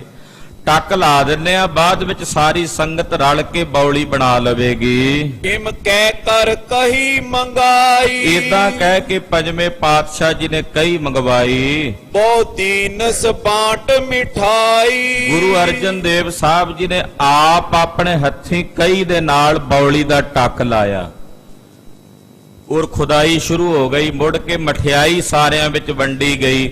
ਇਸ ਖੁਸ਼ੀ ਦੇ ਵਿੱਚ ਨਿਜ ਕਰ ਸੋ ਟੱਕ ਲਗਾਇਓ, ਪੰਚਮ ਪਾਤਸ਼ਾਹ ਜੀ ਨੇ ਆਪ ਆਪਣੇ ਹੱਥੀਂ ਟੱਕ ਲਾਇਆ। ਉਨ ਖੋਦੇ ਪਾੜ ਬਣਾਇਓ, ਇਹਦੇ ਖੁਦਾਈ ਕਰਕੇ ਫਿਰ ਉਹਦੇ ਚ ਪਾੜਾ ਪਾਇਆ ਗਿਆ ਜ਼ਮੀਨ 'ਚ। ਇਕ ਸਾਲੋ ਕੋ ਗੁਰ ਹੀਰਾ ਲਾਗੇ ਭਾਈ ਸਾਲੋ ਜੀ ਸਨ। ਮਹਾਰਾਜ ਜੀ ਨੇ ਭਾਈ ਸਾਲੋ ਜੀ ਨੂੰ ਵੇਖਿਆ। ਸ਼੍ਰੀ ਮੁਖ ਤੇ ਕਹਿ ਤਿਸ ਬੇਰਾ ਭਾਈ ਸਾਲੋ ਨੂੰ ਮਹਾਰਾਜ ਪੰਜਵੇਂ ਪਾਤਸ਼ਾਹ ਕਹਿਣ ਲੱਗੇ, ਤੁਮ ਰਹੋ ਕਿਤਕ ਚਿਰ ਗ੍ਰਾਮੋ। ਮਹਾਰਾਜ ਜੀ ਕਹਿੰਦੇ ਭਾਈ ਸਾਲੋ ਜੀ ਹੁਣ ਇਹਦੀ ਸੇਵਾ ਦੀ ਜ਼ਿੰਮੇਵਾਰੀ ਤੁਹਾਡੀ ਇਹ ਪੂਰੀ ਤੁਸੀਂ ਕਰਾਉਣੀ ਹੈ। ਤੁਸੀਂ ਕੁਝ ਸਮਾਂ ਇੱਥੇ ਰਹਿ ਕੇ ਇਸ ਪਿੰਡ ਦੇ ਵਿੱਚ ਇਹ ਸੇਵਾ ਪੂਰੀ ਕਰਾਉਣੀ ਹੈ। ਹਿਤ ਪਾਪੀ ਕਰ ਬੇਕਾਮੋ। ਇਹ ਬੌਲੀ ਸਾਹਿਬ ਬਣਾਉਣ ਦੀ ਜ਼ਿੰਮੇਵਾਰੀ, ਇਹਦੀ ਸੇਵਾ ਪੂਰੀ ਕਰਨ ਦੀ ਜ਼ਿੰਮੇਵਾਰੀ ਹੁਣ ਤੁਹਾਡੀ ਹੈ। ਜਬ ਤਿਆਰ ਸਰਬ ਬਨ ਜਾਵੇ। ਇਹ ਬੌਲੀ ਜਦੋਂ ਬਣ ਕੇ ਤਿਆਰ ਹੋ ਜਾਵੇਗੀ, ਗੁਰ ਪਾਪੀ ਸੰਗਤ ਨਾਵੇ। ਇਸ ਬੌਲੀ ਦਾ ਨਾਂ ਹੋਵੇਗਾ ਗੁਰੂ ਕੀ ਬੌਲੀ, ਤੇ ਗੁਰੂ ਕੀ ਬੌਲੀ ਹੋ ਕੇ ਇਹ ਸਾਰੇ ਜਗਤ ਵਿੱਚ ਪ੍ਰਗਟ ਹੋਵੇਗੀ। ਸਿੱਖ ਸੰਗਤਾਂ ਇਹਦੇ ਜਲ ਨਾਲ ਇਸ਼ਨਾਨ ਕਰਨਗੀਆਂ। ਸਤ ਨਾਮ ਜਪੇ ਲਿਵ ਲਾਵੇ। ਔਰ ਕੱਲਾ ਇਸ਼ਨਾਨ ਹੀ ਨਹੀਂ, ਨਾਲ ਸਤ ਸੰਗਤ ਵੀ ਕਰਿਆ ਕਰਨਗੇ, ਨਾਮ ਵੀ ਜਪਿਆ ਕਰਨਗੇ। ਮਨ ਬਾਚਿਤ ਸੋ ਫਲ ਪਾਵੇ। ਉਹਨਾਂ ਨੂੰ ਮਨ ਬਾਚਿਤ ਫਲਾਂ ਦੀ ਪ੍ਰਾਪਤੀ ਹੋਵੇਗੀ। ਭਾਈ ਹਿਮ ਕਹਿ ਕਰ ਗੁਰੂ ਕਿਰਪਾਲੇ। ਏਦਾਂ ਕਹਿ ਕੇ ਸਤਿਗੁਰੂ ਸੱਚੇ ਪਾਤਸ਼ਾਹ ਧੰਨ ਗੁਰੂ ਅਰਜਨ ਦੇਵ ਸਾਹਿਬ ਜੀ ਮਹਾਰਾਜ ਜੀ ਨੇ ਜਨ ਵਾਸੇ ਕੋ ਪੁਨ ਚਾਲੇ। ਉੱਥੋਂ ਵਾਪਸ ਜੰਝ ਘਰ ਦੇ ਵਿੱਚ ਸਤਿਗੁਰੂ ਜੀ ਆ ਗਏ ਹਨ। ਜੋ ਮੰਗਤ ਜਨ ਜਬ ਆਵੇ। ਜਿਹੜਾ ਵੀ ਕੋਈ ਜਾਚਕ ਮੰਗਤਾ ਚੱਲ ਕੇ ਆਉਂਦਾ ਹੈ, ਧਨ ਲੈ ਜਸ ਉਚਰਤ ਜਾਵੇ। ਮਹਾਰਾਜ ਜੀ ਕੋਲੋਂ ਧਨ ਲਿਜਾ ਕੇ ਸੋਹਣਾ ਜਸ ਸਤਿਗੁਰਾਂ ਦਾ ਗਾਇਨ ਕਰਦੇ ਹਨ। ਗੁਰ ਆਨ ਬਿਰਾਜੇ ਡੇਰੇ। ਪਾਤਸ਼ਾਹ ਜੀ ਵਾਪਸ ਆਪਣੇ ਨਿਜ ਸਥਾਨ ਤੇ ਆਣ ਬਿਰਾਜੇ ਹਨ। ਸਿੱਖ ਸੰਗਤ ਸੰਗ ਕਨੇਰੇ। ਨਾਲ ਬਹੁਤ ਸਾਰੀਆਂ ਸਿੱਖ ਸੰਗਤਾਂ ਹਨ। ਤਨ ਤਨ ਉਚਾਰਤ ਬਾਣੀ। ਸਾਰੇ ਕਹਿੰਦੇ ਧੰਨ ਹਨ ਸਤਿਗੁਰੂ ਜੀ, ਧੰਨ ਹਨ ਸਤਿਗੁਰੂ ਜੀ। ਤੈ ਕੀਰਤ ਪਈ ਮਹਾਨੀ। ਮਹਾਰਾਜ ਜੀ ਦੀ ਬੜੀ ਮਹਾਨ ਕੀਰਤੀ ਉਜਾਗਰ ਹੋਈ ਆ ਸਾਰੇ ਨਗਰ ਵਿੱਚ। ਇਮ ਰਹੇ ਤਾਂ ਗਤ ਦਾਈ। ਏਦਾਂ ਮੁਕਤੀ ਦਾਤੇ ਸਤਿਗੁਰੂ ਸੱਚੇ ਪਾਤਸ਼ਾਹ ਜੀ ਇੱਥੇ ਰਹੇ ਹਨ। ਸਭ ਵਿਆਹ ਰੀਤ ਕਰਵਾਈ। ਵਿਆਹ ਦੀਆਂ ਸਾਰੀਆਂ ਰੀਤੀਆਂ ਮਹਾਰਾਜ ਜੀ ਨੇ ਕੀਤੀਆਂ, ਨਿਭਾਈਆਂ ਨੇ। ਜੋ ਲਾਗ ਦੇਨ ਅਰ ਲੈਣਾ। ਜਿਹੜਾ ਲਾਗ ਦੇਣਾ ਜਾਂ ਲੈਣਾ ਹੈ, ਸਭ ਕਰੇ ਮਹਾ ਗੁਣ ਐਨਾ। ਉਹ ਸਾਰਾ ਮਹਾਰਾਜ ਸੱਚੇ ਪਾਤਸ਼ਾਹ ਜੀ ਨੇ ਨਿਭਾਇਆ ਹੈ। ਦੋਹਰਾ ਸ਼੍ਰੀ ਹਰਿ ਗੋਬਿੰਦ ਚੰਦ ਕੇ ਬ੍ਰਿੰਦ ਨਾਗਰੀ ਨਾਰ। ਧੰਨ ਗੁਰੂ ਹਰਗੋਬਿੰਦ ਸਾਹਿਬ ਸੱਚੇ ਪਾਤਸ਼ਾਹ ਜੀ ਮਹਾਰਾਜ ਜੋ ਚੰਨ ਵਰਗੇ ਸੋਹਣੇ ਹਨ। ਵਿੱਚ ਬਰਾਤ ਤੇ ਲੈ ਗਏ ਕਰ ਜਬ ਲੀਨ ਆਹਾਰ। ਜਦੋਂ ਸਾਰਿਆਂ ਨੇ ਭੋਜਨ ਛਕ ਲਿਆ ਨਾ, ਤੇ ਜਿਹੜੀਆਂ ਰਿਸ਼ਤੇ 'ਚ ਮਹਾਰਾਜ ਜੀ ਦੀਆਂ ਕੁਝ ਸਾਲੀਆਂ ਲੱਗਦੀਆਂ ਸਨ ਜਾਂ ਹੋਰ ਉੱਥੇ ਇਸਤਰੀਆਂ ਸਨ, ਉਹ ਗੁਰੂ ਹਰਗੋਬਿੰਦ ਸਾਹਿਬ ਜੀ ਨੂੰ ਵਿੱਚੋਂ ਭੋਜਨ ਚਕਾਣ ਤੋਂ ਬਾਅਦ ਵੱਖਰਾ ਕਰਕੇ ਲੈ ਗਈਆਂ ਵੀ ਲਾੜੇ ਨੂੰ ਸਾਡੇ ਨਾਲ ਭੇਜ ਦਿਓ, ਅਸੀਂ ਵੀ ਆਪਣੀ ਮਰਿਆਦਾ ਪੂਰੀ ਕਰਨੀ। ਜਿਹੜੀਆਂ ਸਮਾਜ ਦੀਆਂ ਰੀਤੀਆਂ ਨੇ ਉਹ ਅਸੀਂ ਵੀ ਨਿਭਾਉਣੀਆਂ। ਉਹ 6ਵੇਂ ਪਾਤਸ਼ਾਹ ਜੀ ਮਹਾਰਾਜ ਜੀ ਨੂੰ ਵਿੱਚੋਂ ਉਠਾ ਕੇ ਲੈ ਗਈਆਂ। ਸਵਈਆ ਦੇਖ ਸਰੂਪ ਵਿਸ਼ੇਕ ਹੀ ਦੂਲੋ ਆਨੰਦ ਤੇ ਬਤਰਾਵਤ ਹੈ। ਮਹਾਰਾਜ ਜੀ ਦਾ ਸੋਹਣਾ ਸਰੂਪ ਵੇਖ ਕੇ ਇੱਕ ਦੂਜੇ ਨੂੰ ਬੜੇ ਆਨੰਦ ਦੇ ਨਾਲ, ਖੁਸ਼ੀ ਦੇ ਨਾਲ ਉਹ ਇਸਤਰੀਆਂ ਦੱਸਦੀਆਂ ਹਨ। ਦੀਰਘ ਅੰਗ ਪ੍ਰਲੰਬ ਪੂਜਾ। ਕਹਿੰਦੀਆਂ ਕਿ ਗੁਰੂ ਹਰਗੋਬਿੰਦ ਸਾਹਿਬ ਜੀ ਦੇ ਦੀਰਘ ਅੰਗ, ਕਹਿੰਦੇ ਸਰੀਰ ਦੀ ਬਣਤਰ ਵੇਖੋ 6ਵੇਂ ਪਾਤਸ਼ਾਹ ਦੀ। ਹਾਲੇ 9 ਸਾਲ ਦੀ ਉਮਰ ਹੈ ਤੇ ਇਸ ਉਮਰ ਦੇ ਵਿੱਚ ਸਰੀਰ ਦੀ ਬਣਤਰ ਵੇਖੋ ਕੈਸੀ ਸੁੰਦਰ ਹੈ। 10ਵੇਂ ਸਾਲ ਵਿੱਚ ਨੇ ਹਾਲੇ, ਤੇ ਬੜੀ ਸੋਹਣੀ ਬਣਤਰ ਹੈ ਤਨ ਦੀ। ਅਰਬਿੰਦ ਬਿਲੋਚਨ ਭਾਵਤ ਕਹਿੰਦੇ ਅੱਖਾਂ ਵੇਖੋ ਕਿੰਨੀਆਂ ਸੋਹਣੀਆਂ, ਇੱਕ ਦੂਜੀ ਨਾਲ ਗੱਲਾਂ ਕਰਦੀਆਂ ਉਹ ਇਸਤਰੀਆਂ। ਕਹਿੰਦੇ ਨੇਤਰ ਵੇਖੋ 6ਵੇਂ ਪਾਤਸ਼ਾਹ ਦੇ ਕਿਤਨੇ ਸੁੰਦਰ ਹਨ। ਇਹ ਵੇਖਣਾ ਖਾਲਸਾ ਜੀ ਉਹ ਵੇਖਣਾ ਹੈ ਕਿ ਇੱਕ ਗੁਰੂ ਪੁੱਤਰ ਨੂੰ ਸਿੱਖ ਨੇ ਕਿਵੇਂ ਵੇਖਣਾ। ਇਹ ਉਹ ਵੇਖਣਾ ਨਹੀਂ ਹੈ ਕਿ ਜਿਵੇਂ ਸਾਲੀਆਂ ਆਪਣੇ ਪੜਵਈਆਂ ਨੂੰ ਵੇਖਦੀਆਂ, ਉਹ ਦ੍ਰਿਸ਼ਟੀ ਨਹੀਂ ਸੀ ਇੱਥੇ। ਇੱਥੇ ਦ੍ਰਿਸ਼ਟੀ ਬੜੀ ਨਿਰਮਲ ਸੀ ਨਾ ਇਸਤਰੀਆਂ ਦੀ, ਔਰ ਬੜੀ ਨਿਰਮਲ ਦ੍ਰਿਸ਼ਟੀ ਨਾਲ ਵੇਖ ਰਹੀਆਂ। ਕਹਿੰਦੇ ਨੇਤਰ ਵੇਖੋ ਮਹਾਰਾਜ ਜੀ ਦੇ ਕਿਤਨੇ ਸੁੰਦਰ, ਏਦਾਂ ਜਾਪਦਾ ਕਰੁਣਾ ਨਾਲ ਭਰੇ ਹੋਏ ਨੇ। ਅੱਖਾਂ ਵਿੱਚ ਇੰਨੀ ਦਇਆ ਹੈ ਕਿ ਜਿਸ ਵੱਲ ਵੇਖਦੇ ਨੇ ਤਾਰ ਦਿੰਦੇ ਹਨ। ਕੇ ਚਿਤ ਜਾਨ ਗੁਰੂ ਸੁਤ ਹੈ। ਔਰ ਇਹੀ ਭਾਵਨਾ ਉਹਨਾਂ ਦੇ ਮਨਾਂ ਵਿੱਚ ਕਿ ਗੁਰੂ ਅਰਜਨ ਦੇਵ ਸਾਹਿਬ ਦੇ ਸਪੁੱਤਰ ਹਨ। ਗੁਰੂ ਹੇਰਤ ਸੀਸ ਝੁਕਾਵਤ ਹੈ। ਔਰ ਗੁਰੂ ਸਾਹਿਬ ਨੂੰ ਗੁਰੂ ਪੁੱਤਰ ਨਹੀਂ ਗੁਰੂ ਰੂਪ ਹੀ ਜਾਣ ਕੇ ਉਹ ਇਸਤਰੀਆਂ ਸੀਸ ਝੁਕਾਉਂਦੀਆਂ। ਮਹਾਰਾਜ ਜੀ ਅੱਗੇ ਸੀਸ ਝੁਕਾ ਕੇ ਨਮਸਕਾਰ ਕਰਦੀਆਂ। ਰੂਪ ਦਮੋਦਰੀ ਕੋ ਜਿਮ ਸੁੰਦਰ। ਕਹਿੰਦੀਆਂ ਨੇ, ਕਹਿੰਦੇ ਜਿਵੇਂ ਮਾਤਾ ਦਮੋਦਰੀ ਜੀ ਸੁੰਦਰ ਨੇ, ਕਹਿੰਦੇ ਦਾਮੋਦਰੀ ਮਾਤਾ ਦਮੋਦਰੀ ਜੀ ਜਿਵੇਂ ਬੜੇ ਸੁੰਦਰ ਹਨ, ਤਿਉ ਹਰ ਗੋਵਿੰਦ ਰੂਪ ਵਿਸਾਲਾ। ਕਹਿੰਦੇ ਉਸੇ ਤਰ੍ਹਾਂ ਦਾ ਸੋਹਣਾ ਰੂਪ ਗੁਰੂ ਹਰਗੋਬਿੰਦ ਸਾਹਿਬ ਦਾ ਹੈ। ਕਹਿੰਦੇ ਜੋੜੀ ਬੜੀ ਸੋਹਣੀ ਬਣੀ ਹੈ। ਏਦਾਂ ਦੀਆਂ ਜੋੜੀਆਂ ਸੰਸਾਰ ਵਿੱਚ ਵਿਰਲੀਆਂ ਹੁੰਦੀਆਂ। ਕਹਿੰਦੇ ਜੋੜੀਆਂ ਜਗ ਥੋੜੀਆਂ, ਏਦਾਂ ਦੀਆਂ ਜੋੜੀਆਂ ਬੜੀਆਂ ਘੱਟ ਹੁੰਦੀਆਂ ਸਮਾਜ ਵਿੱਚ, ਸੰਸਾਰ ਵਿੱਚ। ਏਰੀ ਸਖੀ ਏ ਜੋਰੀ ਜੁਰੀ ਸਮ। ਜੀਵੋ ਭੋਗ ਭੋਗੋ ਚਿਰ ਕਾਲਾ। ਗੱਲਾਂ ਕਰਦੀਆਂ, ਕਹਿੰਦੇ ਰੀ ਸਖੀ ਇਹ ਜੋੜੀ ਬੜੇ ਇੱਕ ਸਮਾਨ ਜੁੜੀ ਹੈ। ਦੋਵੇਂ ਇੱਕ ਸਮਾਨ ਹੈ। ਜਿਵੇਂ ਮਾਤਾ ਦਮੋਦਰੀ ਜੀ ਸੁੰਦਰ, ਉਸੇ ਤਰ੍ਹਾਂ ਗੁਰੂ ਹਰਗੋਬਿੰਦ ਸਾਹਿਬ ਸੁੰਦਰ। ਜਿਵੇਂ ਹਰਗੋਬਿੰਦ ਸਾਹਿਬ ਸੁੰਦਰ, ਉਸੇ ਤਰ੍ਹਾਂ ਮਾਤਾ ਦਮੋਦਰੀ ਜੀ ਸੁੰਦਰ। ਕਹਿੰਦੇ ਇਹ ਜੋੜੀ ਇੱਕ ਸਮਾਨ ਬਣੀ ਹੈ। ਜੁਗਾਂ ਤੱਕ ਜੀਵੇ ਇਹ ਜੋੜੀ। ਦੇਹ ਅਸੀਸ ਕਹੈ ਜਗਦੀਸ਼।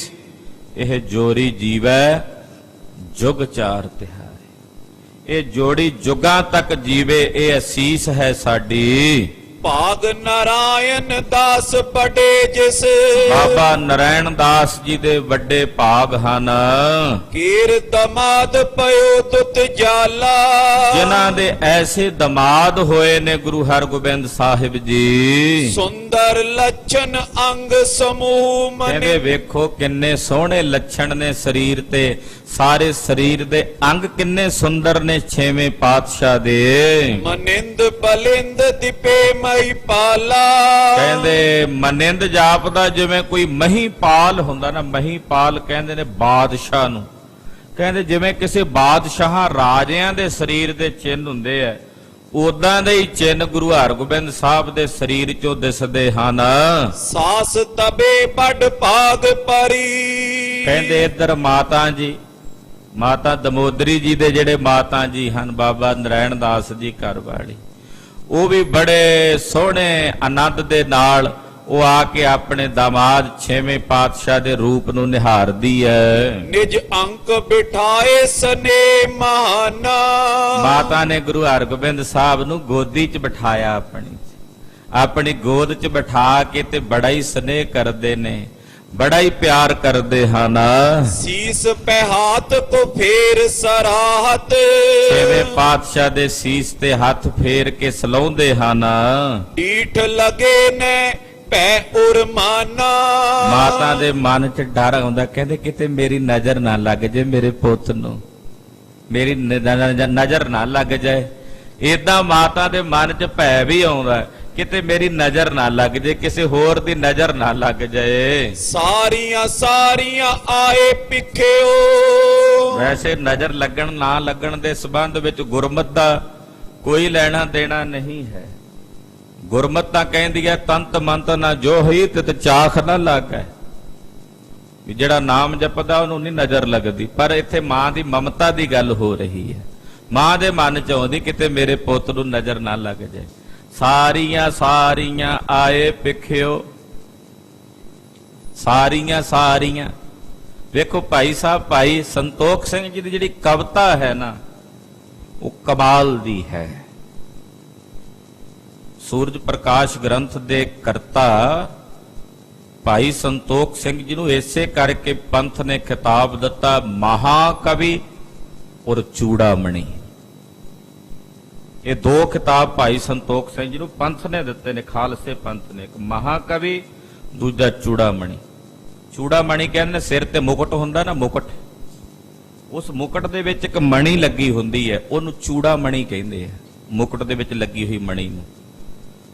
ਦੁਨੀਆ ਦੇ ਜਿੰਨੇ ਕਵੀ ਨੇ ਉਹ ਮੁਕਟ ਵਾਂਗੂ ਨੇ, ਔਰ ਉਸ ਮੁਕਟ ਵਿੱਚ ਭਾਈ ਸੰਤੋਖ ਸਿੰਘ ਜੀ ਮਣੀ ਵਾਂਗੂ ਵੱਖਰੇ ਹੀ ਚਮਕਦੇ ਆ। ਇਹ ਖਿਤਾਬ ਪੰਥ ਨੇ ਦਿੱਤਾ ਹੈ ਭਾਈ ਸਾਹਿਬ ਨੂੰ, ਚੂੜਾ ਮਣੀ ਦਾ।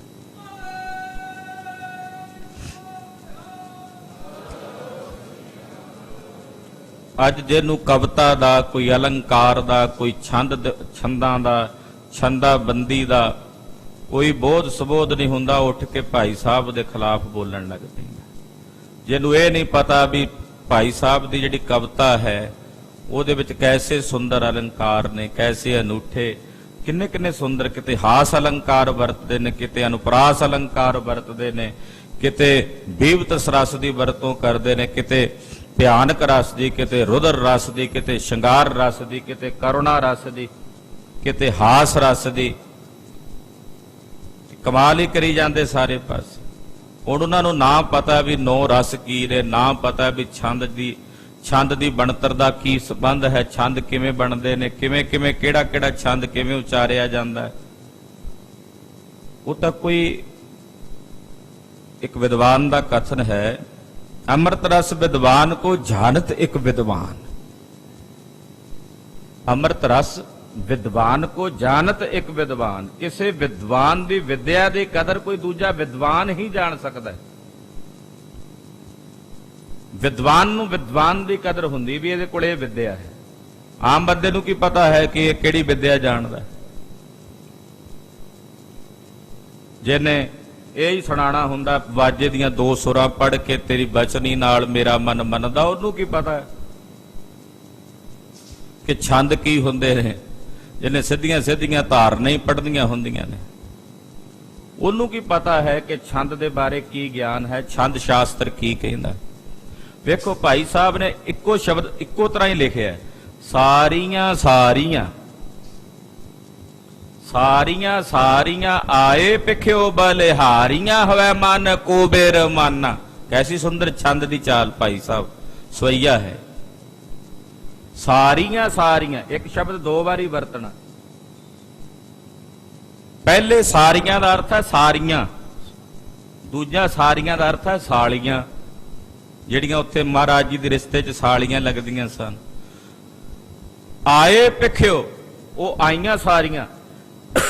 ਉਹਨਾਂ ਨੇ ਆ ਕੇ ਗੁਰੂ ਹਰਗੋਬਿੰਦ ਸਾਹਿਬ ਦੇ ਦਰਸ਼ਨ ਕੀਤੇ। ਜਦੋਂ ਦਰਸ਼ਨ ਕੀਤੇ ਤੇ ਬਲਿਹਾਰੀਆਂ ਹੋਵੇ ਮਨ ਕੋਬੇਰ ਮਾਨਾ, ਬਲਿਹਾਰ ਜਾਂਦੀਆਂ ਉਹ ਵੇਖ ਕੇ ਛੇਵੇਂ ਪਾਤਸ਼ਾਹ ਦੇ ਸਰੂਪ ਨੂੰ। ਉਹਨਾਂ ਦੇ ਮਨ ਬਿਰਮ ਬਿਰਮ ਜਾਂਦੇ ਹਨ। ਉਹਨਾਂ ਦੇ ਮਨ ਆਪਣੇ ਆਪ ਮਹਾਰਾਜ ਜੀ ਦੇ ਵੱਲ ਮੋਹਿਤ ਹੋ ਗਏ ਨੇ। ਉਹਨਾਂ ਦੇ ਮਨ ਗੁਰੂ ਸਾਹਿਬ ਵੱਲ ਖਿੱਚੇ ਗਏ ਨੇ, ਕਿਉਂਕਿ ਗੁਰਦੇਵ ਹੈ ਨਹੀਂ ਮਨੋਹਰ। ਮਨੋਹਰ ਮਨ ਨੂੰ ਹਰ ਲੈਣ ਵਾਲੇ ਨੇ। ਜਿਹੜਾ ਵੇਖਦਾ ਉਹਦਾ ਮਨ ਹਰਿਆ ਜਾਂਦਾ ਹੈ। ਐਸਾ ਸੋਹਣਾ ਰੂਪ ਹੈ ਮੇਰੇ ਸਤਿਗੁਰਾਂ ਦਾ।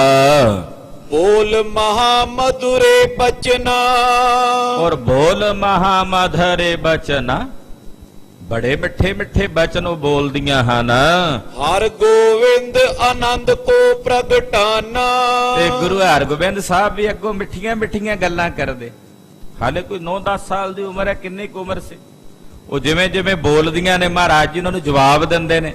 ਤੇ ਜਦੋਂ ਬੋਲਦੇ ਨੇ ਨਾ, ਉਹ ਸੁਣ ਕੇ ਕਹਿੰਦੀਆਂ ਆਵਾਜ਼ ਵੇਖੋ ਕਿੰਨੀ ਮਿੱਠੀ ਹੈ। ਕਹਿੰਦੇ ਗੱਲ ਕਰਨ ਦਾ ਸਲੀਕਾ ਵੇਖੋ ਕੈਸਾ ਸੁੰਦਰ, ਕਿਤਨੇ ਮਿੱਠੇ ਬੋਲ ਨੇ ਛੇਵੇਂ ਪਾਤਸ਼ਾਹ ਦੇ। ਕਹਿੰਦੇ ਜਦੋਂ ਬੋਲਦੇ ਨੇ ਇਦਾਂ ਲੱਗਦਾ ਕੰਨਾਂ ਵਿੱਚ ਮਿਸ਼ਰੀ ਘੋਲ ਰਹੇ ਨੇ। ਆਨੰਦ ਕੋ ਪ੍ਰਗਟਾਨਾ, ਜਦੋਂ ਬੋਲਦੇ ਨੇ ਤੇ ਉਹਨਾਂ ਸਾਰਿਆਂ ਦੇ ਹਿਰਦੇ ਵਿੱਚ ਆਨੰਦ ਪ੍ਰਗਟ ਕਰਦੇ ਹਨ। ਯੋ ਮਿਲ ਕੇ ਸਭ ਸੋ ਸ਼ੁਭ ਰੀਤ, ਇਦਾਂ ਸਭ ਨੂੰ ਮਹਾਰਾਜ ਗੁਰੂ ਹਰਗੋਬਿੰਦ ਸਾਹਿਬ ਮਿਲੇ ਨੇ ਸਾਰੀਆਂ ਰੀਤੀਆਂ ਨਾਲ। ਬਿਲਾਸ ਕੇ ਹਾਸ ਕਰੇ ਮਨ ਭਾਏ, ਸੁਭਾਵਕ ਸੀ ਇਕੱਠ ਦੇ ਵਿੱਚ ਹਾਸ ਬਿਲਾਸ ਵੀ ਹੁੰਦਾ ਹੈ। ਕਹਿੰਦੇ ਮੁਸਕਰਾਏ ਵੀ ਨੇ, ਕੁਝ ਹਾਸ ਬਿਲਾਸ ਵੀ ਹੋਏ ਨੇ। ਜਾਨ ਸਮੇਂ ਨਿਤ ਸੇ ਤਬਈ, ਮਹਾਰਾਜ ਜੀ ਨੇ ਹੁਣ ਆਖਿਆ ਕਿ ਭਾਈ ਹੁਣ ਸਾਨੂੰ ਆਗਿਆ ਦਿਓ, ਪਿਤਾ ਜੀ ਸਾਡੀ ਉਡੀਕ ਕਰਦੇ ਹੋਣਗੇ। ਮਹਾਰਾਜ ਸੱਚੇ ਪਾਤਸ਼ਾਹ ਨੇ ਜਾਣ ਦਾ ਸਮਾਂ ਵੇਖਿਆ। ਜਨਵਾਸ ਵਿਖੇ ਹਰ ਗੋਵਿੰਦ ਆਏ, ਗੁਰੂ ਹਰਗੋਬਿੰਦ ਸਾਹਿਬ ਉੱਥੋਂ ਉੱਠੇ, ਸਾਰਿਆਂ ਵਿੱਚ ਉੱਠ ਕੇ ਜੰਝ ਘਰ ਵਿੱਚ ਆਏ ਹਨ। श्री गुर बीच सभा के सुहावत ਸਤਿਗੁਰੂ ਹਰਗੋਬਿੰਦ ਸਾਹਿਬ ਜੀ ਮਹਾਰਾਜ ਆਪਣੀ ਸਭਾ ਵਿੱਚ ਸੋਭਨੀਕ ਹੋ ਰਹੇ ਨੇ। होए समीप ते शीस निभाए ਉੱਥੇ ਗੁਰੂ ਅਰਜਨ ਦੇਵ ਸਾਹਿਬ ਜੀ ਬੈਠੇ ਨੇ ਸਭਾ ਵਿੱਚ ਸੋਭ ਰਹੇ। ਕੋਲ ਆ ਕੇ ਛੇਵੇਂ ਪਾਤਸ਼ਾਹ ਨੇ ਪਿਤਾ ਜੀ ਨੂੰ ਮੱਥਾ ਟੇਕਿਆ बैठ गए मुद देत भये ਔਰ ਬੈਠ ਗਏ ਕੋਲ ਤੇ ਖੁਸ਼ੀ ਦੇਣ ਲੱਗੇ।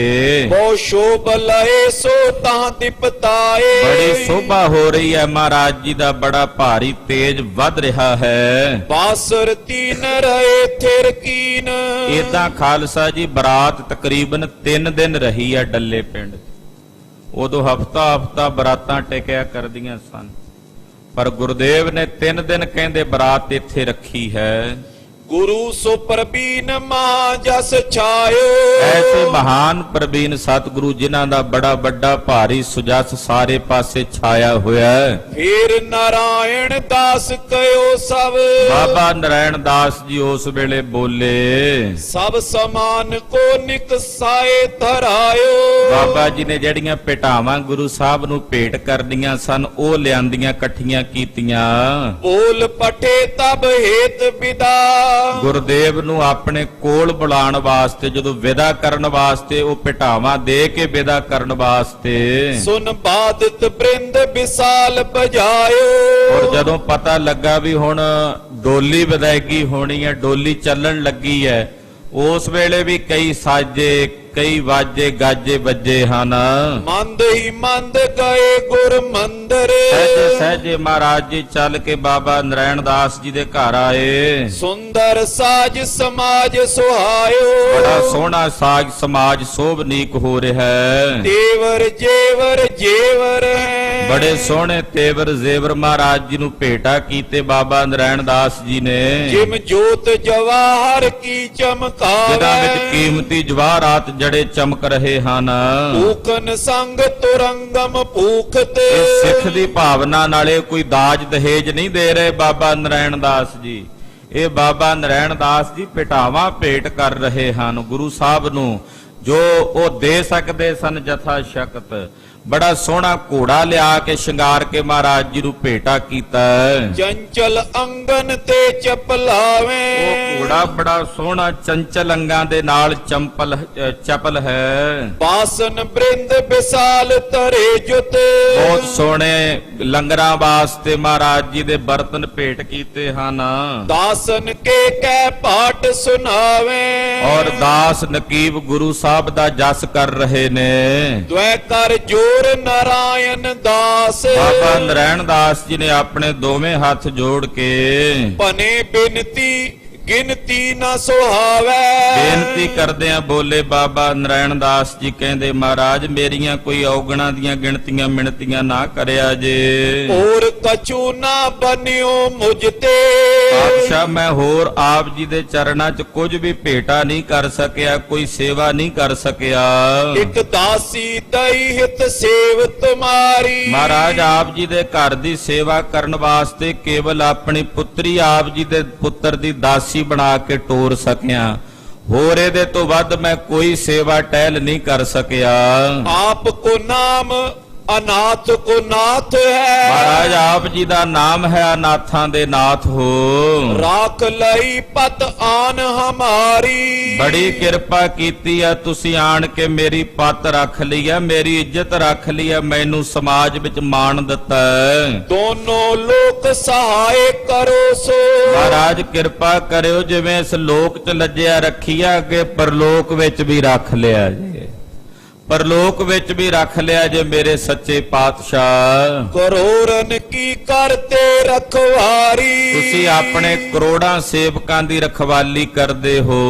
ਮੈਂ ਪਕੜਿਓ ਇਕ ਦਾਮਨ ਆਪ ਕੋ ਮੈਂ ਇੱਕ ਆਪ ਜੀ ਦੇ ਚਰਨਾਂ ਦਾ ਆਸਰਾ ਪਕੜਿਆ ਹੈ। ਆਇਓ ਸ਼ਰਨ ਲਖੇ ਉਪਕਾਰੀ ਮਹਾਰਾਜ ਮੈਂ ਤੁਹਾਡੀ ਸ਼ਰਨ ਚ ਆਇਆ ਔਰ ਤੁਹਾਨੂੰ ਮਹਾਨ ਪਰਉਪਕਾਰੀ ਕਰਕੇ ਜਾਣਿਆ ਹੈ। ਮੈਂ ਸਮਤਾ ਕੋ ਸਮਰੱਥ ਨਹੀਂ ਮੈਂ ਕੋਈ ਤੁਹਾਡੀ ਬਰਾਬਰੀ ਨਹੀਂ ਕਰ ਸਕਦਾ। ਜੇ ਕੋਈ ਆਖੇ ਕਿ ਨਰਾਇਣ ਦਾਸ ਗੁਰੂ ਜੀ ਦਾ ਸਮਧੀ ਬਣ ਗਿਆ, ਸਮਧੀ ਤਾਂ ਹੁੰਦਾ ਜਿਹੜਾ ਸਮਾਨ ਹੋਵੇ, ਪਰ ਮੈਂ ਤੁਹਾਡੇ ਸਮਾਨ ਨਹੀਂ ਹਾਂ। ਮੈਂ ਤਾਂ ਤੁਹਾਡੇ ਜਿਹੜੇ ਦਾਸ ਨੇ ਉਹਨਾਂ ਦਾ ਵੀ ਅੱਗੋਂ ਦਾਸ ਹਾਂ। ਜਿਮ ਰੰਚਕ ਮੇਰੂ ਅਗਾਰੀ ਕਹਾਂ। ਮਹਾਰਾਜ ਇੱਕ ਰੇਤ ਦਾ ਕਿਣਕਾ ਮੇਰ ਦੀ ਕੀ ਬਰਾਬਰੀ ਕਰੇਗਾ? ਇੱਕ ਨਿੱਕਾ ਜਿਹਾ ਕਿਣਕਾ ਰੇਤਾ ਦਾ ਉਹ ਸੁਮੇਰ ਪਰਬਤ ਦੀ ਕੀ ਬਰਾਬਰੀ ਕਰ ਸਕਦਾ ਹੈ? ਆਪ ਨੇ ਨਾਮ ਕੀ ਲਾਜ ਰੱਖੀ। ਵਡਿਆਈ ਦਈ ਕਰ ਆਏ ਇਹਾਂ। ਮਹਾਰਾਜ ਤੁਸੀਂ ਆਪਣੇ ਨਾਮ ਦੀ ਲੱਜਾ ਰੱਖੀ ਹੈ। ਤੁਹਾਡਾ ਨਾਮ ਹੈ ਗਰੀਬ ਨਿਵਾਜ। ਤੁਸੀਂ ਆਪਣੇ ਇਸ ਨਾਮ ਦੀ ਲੱਜਾ ਰੱਖੀ ਹੈ ਔਰ ਆ ਕੇ ਮੇਰੇ ਘਰ ਵਿੱਚ, ਗਰੀਬ ਦੇ ਘਰ ਵਿੱਚ ਆ ਕੇ ਮੈਨੂੰ ਨਿਵਾਜਿਆ ਹੈ। ਗੁਰਦੇਵ ਨੇ ਹਮੇਸ਼ਾ ਗਰੀਬਾਂ ਨੂੰ ਹੀ ਨਿਵਾਜਿਆ ਹੈ। ਜੇ ਭਾਈ ਲਾਲੋ ਦੇ ਘਰ ਗਏ ਤੇ ਉਹ ਗਰੀਬ ਨੇ, ਜੇ ਮੱਤ ਦਿੱਤੀ ਤੇ ਵੱਡਿਆਂ ਨੂੰ ਦਿੱਤੀ ਹੈ, ਬਾਬਰ ਨੂੰ, ਮਲਕ ਭਾਗੋ ਨੂੰ, ਤੇ ਜੇ ਨਿਵਾਜਿਆ ਤੇ ਗਰੀਬਾਂ ਦੇ ਘਰ ਜਾ ਕੇ ਉਹਨਾਂ ਨੂੰ ਨਿਵਾਜਿਆ। ਇਹ ਮੇਰੇ ਸਤਿਗੁਰਾਂ ਦਾ ਬਿਰਧ ਹੈ। ਆਪਣਾ ਉਹੀ ਬਿਰਧ ਆਪ ਜੀ ਨੇ ਪਾਲਿਆ ਹੈ। ਮੈਂ ਗਰੀਬ ਦੇ ਘਰ ਆ ਕੇ ਮੈਨੂੰ ਨਿਵਾਜਿਆ ਮਹਾਰਾਜ, ਮੈਂ ਤੁਹਾਡੀ ਕੋਈ ਸੇਵਾ ਨਹੀਂ ਕਰ ਸਕਿਆ। ਇੰਨੀ ਸੇਵਾ ਕੀਤੀ ਬਾਬੇ ਨਰਾਇਣ ਦਾਸ ਨੇ। ਸੁਣਿਆ ਹੀ ਤੁਸੀਂ ਪਿੱਛੇ ਕਿਵੇਂ ਕਿੰਨੀ ਟਹਿਲ ਕੀਤੀ, ਪਰ ਬਾਬਾ ਜੀ ਫਿਰ ਵੀ ਇਹੀ ਕਹਿੰਦੇ, ਮਹਾਰਾਜ ਮੈਂ ਕੋਈ ਸੇਵਾ ਨਹੀਂ ਕਰ ਸਕਿਆ। ਆਪ ਜੀ ਦੇ ਚਰਨਾਂ ਦਾ ਦਾਸ ਹਾਂ, ਸੇਵਕ ਹਾਂ। ਤੁਸੀਂ ਮੈਨੂੰ ਵਡਿਆਈ ਬਖਸ਼ੀ ਹੈ। ਸ਼੍ਰੀ ਗੁਰ ਸ਼੍ਰੋਣ ਸੁਨੀ ਬੇਨਤੀ। ਬਾਬਾ ਨਰਾਇਣ ਦਾਸ ਜੀ ਦੀ ਇਹ ਬੇਨਤੀ ਸੁਣ ਕੇ ਮਹਾਰਾਜ ਜੀ ਕਹਿੰਦੇ, ਬਾਬਾ ਜੀ ਨਰਾਇਣ ਦਾਸ ਜੀ ਜਿਨ੍ਹਾਂ ਨੇ ਆਪਣੀ ਲੜਕੀ ਭੇਟਾ ਕਰ ਦਿੱਤੀ, ਪਿੱਛੇ ਤਾਂ ਉਹਨਾਂ ਆਪਣੇ ਕੋਲ ਕੁਝ ਰੱਖਿਆ ਹੀ ਨਹੀਂ। ਉਹ ਲੋਕ ਸਭ ਤੋਂ ਵੱਡੇ ਮੂਰਖ ਤੇ ਮੁਗਧ ਹੁੰਦੇ ਨੇ ਜਿਹੜੇ ਨਾਲੇ ਇੱਕ ਦੀ ਧੀ ਲੈ ਕੇ ਆਉਂਦੇ, ਮੁੜ ਕੇ ਕਹਿੰਦੇ ਸਾਨੂੰ ਆ ਵੀ ਚਾਹੀਦਾ, ਆ ਵੀ ਚਾਹੀਦਾ। ਜਿਨ੍ਹਾਂ ਆਪਣੀ ਧੀ ਹੀ ਆਪ ਨੂੰ ਭੇਟ ਕਰ ਦਿੱਤੀ, ਪਿੱਛੇ ਕੀ ਰੱਖ ਲਿਆ ਉਹਨਾਂ ਨੇ? ਪਿੱਛੇ ਤਾਂ ਕੁਝ ਨਹੀਂ ਰੱਖਿਆ। ਪਰ ਸਾਡਾ ਸਮਾਜ ਭਾਵੇਂ ਬੜਾ ਤਰੱਕੀ ਕਰ ਗਿਆ ਬਾਹਰਲੇ ਤੌਰ ਤੇ, ਪਰ ਅੱਜ ਵੀ ਉਹੀ ਮਨ ਮਨੌਤਾਂ ਜਿਹੜੀਆਂ ਨੇ ਉਸੇ ਤਰ੍ਹਾਂ ਬਣੀਆਂ ਹੋਈਆਂ। ਅੱਜ ਵੀ ਸੈਂਕੜੇ ਕੇਸ ਕੋਰਟਾਂ ਕਚਹਿਰੀਆਂ ਥਾਣਿਆਂ 'ਚ ਚੱਲ ਰਹੇ ਨੇ ਜਿਹੜੇ ਇਸੇ ਸਬੰਧ ਵਿੱਚ ਨੇ ਕਿ ਜਾ ਤੂੰ ਦਾਜ ਦਹੇਜ ਲੈ ਕੇ ਆ, ਪਿਓ ਦੇ ਘਰੋਂ ਆ ਲੈ ਕੇ ਆ। ਉਹ ਕੁਝ ਉਹੀ ਬਿਰਤੀ ਬੜੇ ਔਰ ਬੜਾ ਤਰਾਸਦੀ ਵਾਲਾ ਇਹ ਸਮਾਂ ਸਾਡੇ ਸਮਾਜ ਵਿੱਚ ਬਣ ਰਿਹਾ ਹੈ।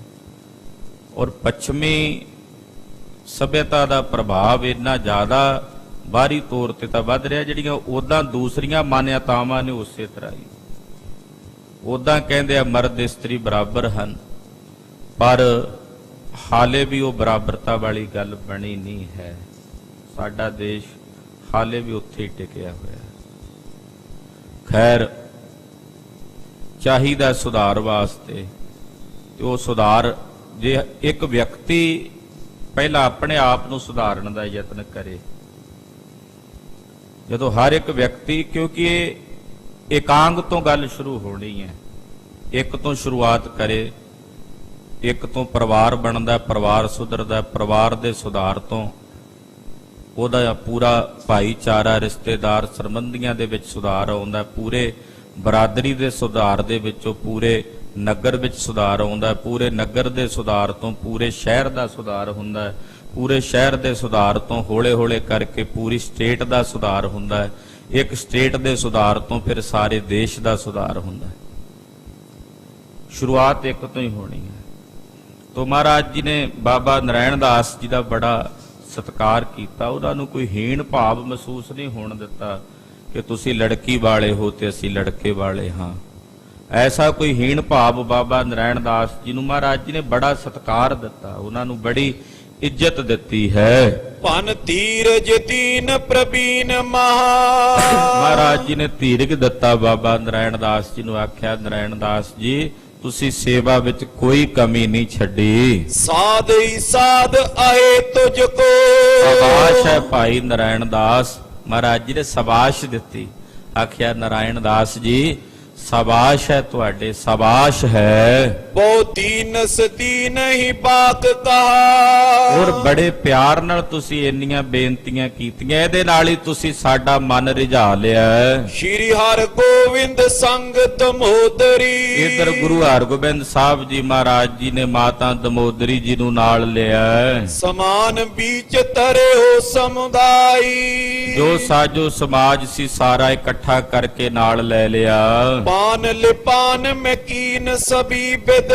ਸਾਰੀ ਮਰਿਆਦਾ ਗੁਰੂ ਹਰਗੋਬਿੰਦ ਸਾਹਿਬ ਜੀ ਨੇ ਨਿਭਾਈ ਹੈ। ਡੋਰਾ ਮੰਗਾਏ ਲਿਓ ਤਿਸ ਥਾਈ। ਉਸ ਵੇਲੇ ਡੋਲੀ ਮੰਗਾਈ ਗਈ, ਉਹ ਡੋਲਾ ਲੈ ਕੇ ਕਹਾਰ ਚੁੱਕ ਕੇ ਡੋਲਾ ਲੈ ਕੇ ਆਏ। ਦੀਨੀ ਬਿਠਾਈ ਸੁਤਾ ਤਿਸ ਮੈਂ। ਬਾਬਾ ਨਰੈਣ ਦਾਸ ਜੀ ਔਰ ਉਹਨਾਂ ਦੀ ਧਰਮ ਸੁਪਤਨੀ ਨੇ ਮਾਤਾ ਦਮੋਦਰੀ ਜੀ ਆਪਣੀ ਧੀ ਰਾਣੀ ਨੂੰ ਉਸ ਡੋਲੇ ਦੇ ਵਿੱਚ ਬੜੇ ਸਤਿਕਾਰ ਨਾਲ ਬਿਠਾਇਆ ਹੈ। ਘਰ ਤੇ ਨਿਕਸੇ ਤ੍ਰਿਆ ਬਾਹਿਰ ਆਈ। ਡੋਲੀ ਦੇ ਨਾਲ ਘਰੋਂ ਨਿਕਲ ਕੇ ਬਾਹਰ ਨੂੰ ਆਏ ਹਨ। ਰੋਦਤ ਹੈ ਘਰ ਸੰਗ ਲਗਾਵਤ। ਮਾਂ ਆਪਣੀ ਧੀ ਟੋਰ ਰਹੀ ਹੈ। ਮਾਂ ਦੇ ਮਨ ਦੀ ਮਮਤਾ ਉਛਲ ਪੈ ਰਹੀ ਹੈ। ਮਾਂ ਦੀਆਂ ਅੱਖਾਂ ਭਰੀਆਂ ਹੋਈਆਂ। ਉਧਰ ਮਾਤਾ ਦਮੋਦਰੀ ਜੀ ਦੇ ਵੀ ਨੇਤਰ ਸਜਲ ਹਨ। ਮਾਤ ਮਿਲੇ ਬੜ ਨਿਹੋ ਜਨਾਈ। ਮਾਂ ਘੁੱਟ ਕੇ ਆਪਣੀ ਧੀ ਨੂੰ ਗਲ ਵਕੜੀ 'ਚ ਲੈ ਮਿਲਦੀ ਹੈ, ਆਪਣਾ ਸਨੇਹ ਜਣਾਉਂਦੀ ਹੈ। ਦੇਰ ਲਗੇ ਫਿਰ ਮਿਲੇ। ਕਹਿੰਦੇ ਬਾਹਰ ਦੇਰ, ਕਈ ਕਹਿੰਦੇ ਬਈ ਲੇਟ ਹੋ ਰਹੇ ਨੇ, ਛੇਤੀ ਜਾਣ ਦਿਓ। ਇਦਾਂ ਕਹਿੰਦੇ ਉਹ ਫਿਰ ਮਿਲਦੀ ਹੈ ਮਾਤਾ, ਫਿਰ ਦੁਬਾਰਾ ਮਿਲਦੀ ਹੈ। ਹਟ ਜਾਓ ਨਾਰਾਇਣ ਦਾਸ ਕਹਿਓ। ਬਾਬਾ ਨਰੈਣ ਦਾਸ ਜੀ ਨੇ ਕੋਲੋਂ ਹੋ ਕੇ ਵਰਜਿਆ, ਕਹਿੰਦੇ ਭਾਈ ਹੁਣ ਹਟ ਜਾਓ, ਬਸ ਹੁਣ ਜਾਣ ਦਿਓ ਡੋਲੀ ਨੂੰ। ਹੋਏ ਵਿਦਾ ਗਮਨੇ ਜਬਈ। ਇਸ ਤਰ੍ਹਾਂ ਜਦੋਂ ਵਿਦਾ ਹੋ ਕੇ ਚੱਲੇ, ਬਰਖਾ ਤਨ ਕੀ ਬੋਦੀਨ ਲਿਓ। ਔਰ ਸੋਹਣਾ ਕਹਿੰਦੇ ਧਨ ਜਿਹੜਾ ਸੀ ਉਹ ਗੁਰੂ ਸਾਹਿਬ ਜੀ ਦੇ ਜਿਹੜੇ ਮਸੰਦ ਸਨ, ਉਹਨਾਂ ਨੇ ਧਨ ਉੱਥੇ ਜਾਚਕਾਂ ਗਰੀਬਾਂ ਵਿੱਚ ਵੰਡਿਆ। ਸ਼੍ਰੀ ਹਰਿ ਗੋਬਿੰਦ ਦੂਲੋ ਤੇ ਦੁਲਹੀ। ਧੰਨ ਗੁਰੂ ਹਰਗੋਬਿੰਦ ਸਾਹਿਬ ਜੀ ਮਹਾਰਾਜ ਜੀ ਦੁਲਹੇ ਦੇ ਰੂਪ ਚ ਸਜੇ ਹੋਏ। ਜਲ ਆਗੇ ਸੋ ਅਸ਼ਰੂ ਬਇਓ।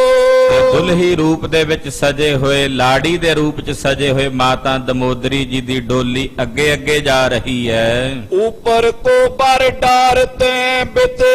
ਔਰ ਧਨ ਵਾਰ ਕੇ ਜਾਚਕਾਂ ਨੂੰ ਦਿੱਤਾ ਜਾ ਰਿਹਾ ਹੈ। ਨਾਰਦ ਰੰਕਨ ਬ੍ਰਿੰਦ ਦਇਓ। ਔਰ ਜਿਹੜੇ ਗਰੀਬ ਰੰਕ ਸਨ ਉਹਨਾਂ ਦੀਆਂ ਝੋਲੀਆਂ ਭਰੀਆਂ ਜਾ ਰਹੀਆਂ ਹਨ। ਪ੍ਰਾਤਨ ਸਾਥ ਨਾਰਾਇਣ ਦਾਸ ਗਇਓ। ਬਾਬਾ ਨਰੈਣ ਦਾਸ ਜੀ ਆਪਣੇ ਭਰਾਵਾਂ ਨੂੰ ਨਾਲ ਲੈ ਕੇ ਅਗ ਕੇਤਕ ਸ਼੍ਰੀ ਗੁਰ ਜਾਨਾ। ਅੱਗੇ ਤੱਕ ਗੁਜਰਾਨਾ ਮਹਾਰਾਜ ਜੀ ਨੂੰ ਅੱਗੇ ਤੱਕ ਨਾਲ ਹੋ ਕੇ ਵਿਦਾ ਕਰਨ ਵਾਸਤੇ ਬਾਬਾ ਨਰੈਣ ਦਾਸ ਜੀ ਆਏ। ਆਪ ਕਰੇ ਹੋਏ ਤੀਰ ਬੁਲਾਏ ਕੈ। ਮਹਾਰਾਜ ਜੀ ਨੇ ਵੇਖਿਆ ਵੀ ਬਾਬਾ ਨਰੈਣ ਦਾਸ ਜੀ ਪ੍ਰੇਮ ਬਸ ਹੋ ਕੇ ਨਾਲ ਹੀ ਟੁਰ ਕੇ ਕਿੰਨੀ ਦੂਰ ਤੱਕ ਆ ਗਏ ਨੇ, ਤੇ ਪੰਜਵੇਂ ਪਾਤਸ਼ਾਹ ਨੇ ਬਾਬਾ ਨਰੈਣ ਦਾਸ ਜੀ ਨੂੰ ਖਲੋ ਕੇ ਆਪਣੇ ਕੋਲ ਬੁਲਾਇਆ। ਬਾਕ ਕਹਿਓ ਹਟਿਏ ਨਿਜ ਥਾਨਾ। ਮਹਾਰਾਜ ਜੀ ਨੇ ਬੁਲਾ ਕੇ ਆਖਿਆ, ਬਾਬਾ ਨਰੈਣ ਦਾਸ ਜੀ ਹੁਣ ਤੁਸੀਂ ਇੱਥੋਂ ਵਾਪਸ ਨਗਰ ਨੂੰ ਚਲੇ ਜਾਓ। ਯੋ ਸੁਨ ਕੇ ਬਿਨਤੀ ਬੌਕੀਨ। ਬਾਬਾ ਨਰੈਣ ਦਾਸ ਜੀ ਨੇ ਸੁਣ ਕੇ ਮਹਾਰਾਜ ਜੀ ਨੂੰ ਬੜੀਆਂ ਬੇਨਤੀਆਂ ਕੀਤੀਆਂ। ਛਿਮੋ ਅਪਰਾਧ ਮੈਂ ਕੀਨੋ ਮਹਾਨਾ। ਕਹਿਣ ਲੱਗਾ, ਮਹਾਰਾਜ ਮੇਰੇ ਕੋਲੋਂ ਕੋਈ ਭੁੱਲ ਹੋ ਗਈ ਹੋਵੇ ਤੇ ਛਿਮਾ ਕਰ ਦਿਓ ਜੇ, ਛਿਮਾ ਕਰ ਦਿਓ ਜੇ, ਛਿਮਾ ਨਿਧ ਸਤਿਗੁਰੂ ਜੀ। ਆਪਣੇ ਤਾਮ ਬੁਲਾਏ ਪਠੇ। ਆਹਾ, ਬਾਬਾ ਜੀ ਵੇਖੋ ਕਿੰਨੀ ਨਿਮਰਤਾ ਨਾਲ ਬਾਬਾ ਨਰੈਣ ਦਾਸ ਜੀ ਕਹਿੰਦੇ, ਮੇਰੇ ਕੋਲ ਬੜਾ ਵੱਡਾ ਅਪਰਾਧ ਹੋਇਆ ਮਹਾਰਾਜ, ਕਿ ਮੈਂ ਤੁਹਾਨੂੰ ਖੁਦ ਬੁਲਾਇਆ ਆਪਣੇ ਘਰ, ਹਾਲਾਂਕਿ ਮੈਨੂੰ ਚੱਲ ਕੇ ਆਉਣਾ ਚਾਹੀਦਾ ਸੀ ਤੁਹਾਡੇ ਕੋਲ, ਇਹ ਮੇਰਾ ਅਪਰਾਧ ਹੈ। ਪਰ ਮਹਾਰਾਜ ਸਮਾਜ ਦੀ ਰੀਤ ਹੀ ਇਹੋ ਜਿਹੀ ਬਣੀ ਹੋਈ ਹੈ, ਮੈਂ ਕੀ ਕਰਦਾ ਪਾਤਸ਼ਾਹ, ਕਿ ਮੈਂ ਤੁਹਾਨੂੰ ਖੇਚਲ ਦਿੱਤੀ ਕਿ ਤੁਸੀਂ ਚੱਲ ਕੇ ਇੱਥੇ ਆਏ ਮੇਰੇ ਘਰ 'ਚ। ਜਗ ਕੇ ਗੁਰ ਪੂਜ ਨ ਮਾਨ ਪਛਾਨਾ। ਤੁਸੀਂ ਸਾਰੇ ਜਗਤ ਦੇ ਪੂਜਨੀਕ ਹੋ। ਚਾਰ ਦਿਸ਼ਾ ਨਰ ਦੇਖਣ ਕੇ ਹਿਤ। ਚਾਰੇ ਦਿਸ਼ਾਵਾਂ ਦੇ ਲੋਕ ਤਾਂ ਤੁਹਾਡੇ ਦਰਸ਼ਨ ਕਰਨ ਲਈ ਚੱਲ ਕੇ ਆਉਂਦੇ ਨੇ। ਪੰਥ ਉਲੰਘਤ ਦੂਰ ਤੇ ਆਵੇਂ। ਸੈਂਕੜੇ ਕੋਹਾਂ ਦਾ ਪੰਧ ਤੈਅ ਕਰਕੇ ਲੋਕ ਤੁਹਾਡੇ ਕੋਲ ਆਉਂਦੇ ਹਨ। ਦੇਤ ਅਕੋਰ ਥਿਰੇ ਕਰ ਕਰ ਜੋਰ। ਤੁਹਾਡੇ ਚਰਨਾਂ ਵਿੱਚ ਅਕੋਰਾਂ ਭਟਾਵਾਂ ਭੇਟ ਕਰਦੇ ਹਨ। ਅਨੇਕ ਮਨੋਰਥ ਆਪ ਤੇ ਪਾਵੇਂ। ਔਰ ਆਪ ਜੀ ਕੋਲੋਂ ਆਪਣੇ ਅਨੇਕਾਂ ਮਨੋਰਥ ਸਿੱਧ ਕਰਦੇ ਹਨ। ਰਾਉ ਤੇ ਰੰਕ ਤਜੇ ਸਭ ਸ਼ੰਕ। ਔਰ ਮਹਾਰਾਜ ਭਾਵੇਂ ਕੋਈ ਰਾਜਾ ਤੇ ਭਾਵੇਂ ਕੋਈ ਭਿਖਾਰੀ ਸਭ ਤੁਹਾਡੇ ਕੋਲ ਚੱਲ ਆਉਂਦੇ ਨੇ। ਤਰੇ ਸ਼ਰਦਾ ਪਦ ਕੰਜ ਮਨਾਵੇ। ਆਪ ਜੀ ਦੇ ਚਰਨਾਂ ਤੇ ਸ਼ਰਧਾ ਧਾਰਨ ਕਰਕੇ ਆਪ ਜੀ ਦੇ ਚਰਨਾਂ ਨੂੰ ਮਨਾਉਂਦੇ ਹਨ। ਮੈਂ ਮਤਹੀਨ ਨ ਜਾਣਿਓ ਕਛੂ। ਮੈਂ ਮਤਹੀਣੇ ਨੇ ਤੁਹਾਡੀ ਮਹਿਮਾ ਨਹੀਂ ਜਾਣੀ। ਲਖ ਲੋਕ ਇਕ ਰੀਤ ਕਰੇ ਬਨ ਆਵੇ। ਮੈਂ ਲੋਕ ਕਰੀਤੀਆਂ ਨੂੰ ਜਾਣ ਕੇ ਤੁਹਾਨੂੰ ਘਰ ਸੱਦਿਆ ਮਹਾਰਾਜ, ਇਹ ਮੇਰੀ ਭੁੱਲ ਵੀ ਹੈ, ਇਹ ਮੇਰਾ ਅਪਰਾਧ ਵੀ ਹੈ। ਸ਼੍ਰੀ ਗੁਰ ਨੇ ਸੁਨ ਧੀਰਜ ਦੀਨ। ਮਹਾਰਾਜ ਜੀ ਮੁਸਕਰਾ ਪਏ, ਕਹਿੰਦੇ ਬਾਬਾ ਨਰੈਣ ਦਾਸ ਜੀ ਇਹ ਕੋਈ ਭੁੱਲ ਨਹੀਂ, ਇਹ ਸਮਾਜ ਦੀ ਮਰਿਆਦਾ ਹੈ, ਇਸੇ ਤਰ੍ਹਾਂ ਹੀ ਨਿਭਦੀ ਹੈ। ਲੋਕ ਕਰੀਤੀਆਂ ਇਸੇ ਤਰ੍ਹਾਂ ਹੀ ਨਿਭਾਉਣੀਆਂ ਪੈਂਦੀਆਂ। ਮਹਾਰਾਜ ਜੀ ਨੇ ਬੜਾ ਹੌਸਲਾ ਦਿੱਤਾ ਬਾਬਾ ਨਰੈਣ ਦਾਸ ਜੀ ਨੂੰ। ਇਤੇ ਹਮ ਆਪ ਹੀ ਆਵਨ ਠਾਨਾ। ਮਹਾਰਾਜ ਜੀ ਕਹਿੰਦੇ ਨਾਲੇ ਅਸੀਂ ਆਪ ਆਏ ਹਾਂ, ਅਸੀਂ ਆਪ ਹੀ ਚੱਲ ਕੇ ਆਏ ਹਾਂ ਤੁਹਾਡੇ ਕੋਲ। ਤੋ ਕੋ ਦੋਸ਼ ਨਾ ਰਾਖ ਭਰੋਸ ਤੋ। ਕੋਈ ਦੋਸ਼ ਨਹੀਂ, ਤੇਰੇ ਤੇ ਨਹੀਂ ਕੋਈ ਕਿਸੇ ਤਰ੍ਹਾਂ ਦਾ ਦੋਸ਼, ਤੂੰ ਇਹ ਭਰੋਸਾ ਰੱਖ। ਜਾਪ ਕਰੋ ਸਤਨਾਮ ਸੁਜਾਨਾ। ਔਰ ਜਪਿਆ ਕਰੋ ਸਤਨਾਮ ਸ੍ਰੀ ਵਾਹਿਗੁਰੂ। ਇਹ ਜਾਪ ਜਪਿਆ ਕਰੋ। ਆਪ ਹਟੋ ਨਿਜ ਧਾਮਨ ਕੋ। ਜਾਓ ਹੁਣ ਹਟ ਕੇ ਆਪਣੇ ਘਰ ਨੂੰ। ਅਬ ਚਾਹਤ ਹੈ ਹਮ ਪੀ ਪ੍ਰਸਥਾਨ। ਅਸੀਂ ਵੀ ਹੁਣ ਪ੍ਰਸਥਾਨ ਕਰਨਾ ਚਾਹੁੰਦੇ ਹਾਂ। ਲੋਕ ਇਕ ਰੀਤ ਸਭੇ ਬਨ ਆਵਤ। ਔਰ ਲੋਕ ਕਰੀਤੀਆਂ ਇਸੇ ਤਰ੍ਹਾਂ ਹੀ ਬਣ ਆਉਂਦੀਆਂ। ਕਿਉ ਮਨ ਤੋਏ ਸੰਦੇਹ ਉਠਾਨਾ। ਤੁਸੀਂ ਆਪਣੇ ਮਨ ਚ ਏਦਾਂ ਦਾ ਸੰਦੇਹ ਕਿਉਂ ਕਰਦੇ ਹੋ?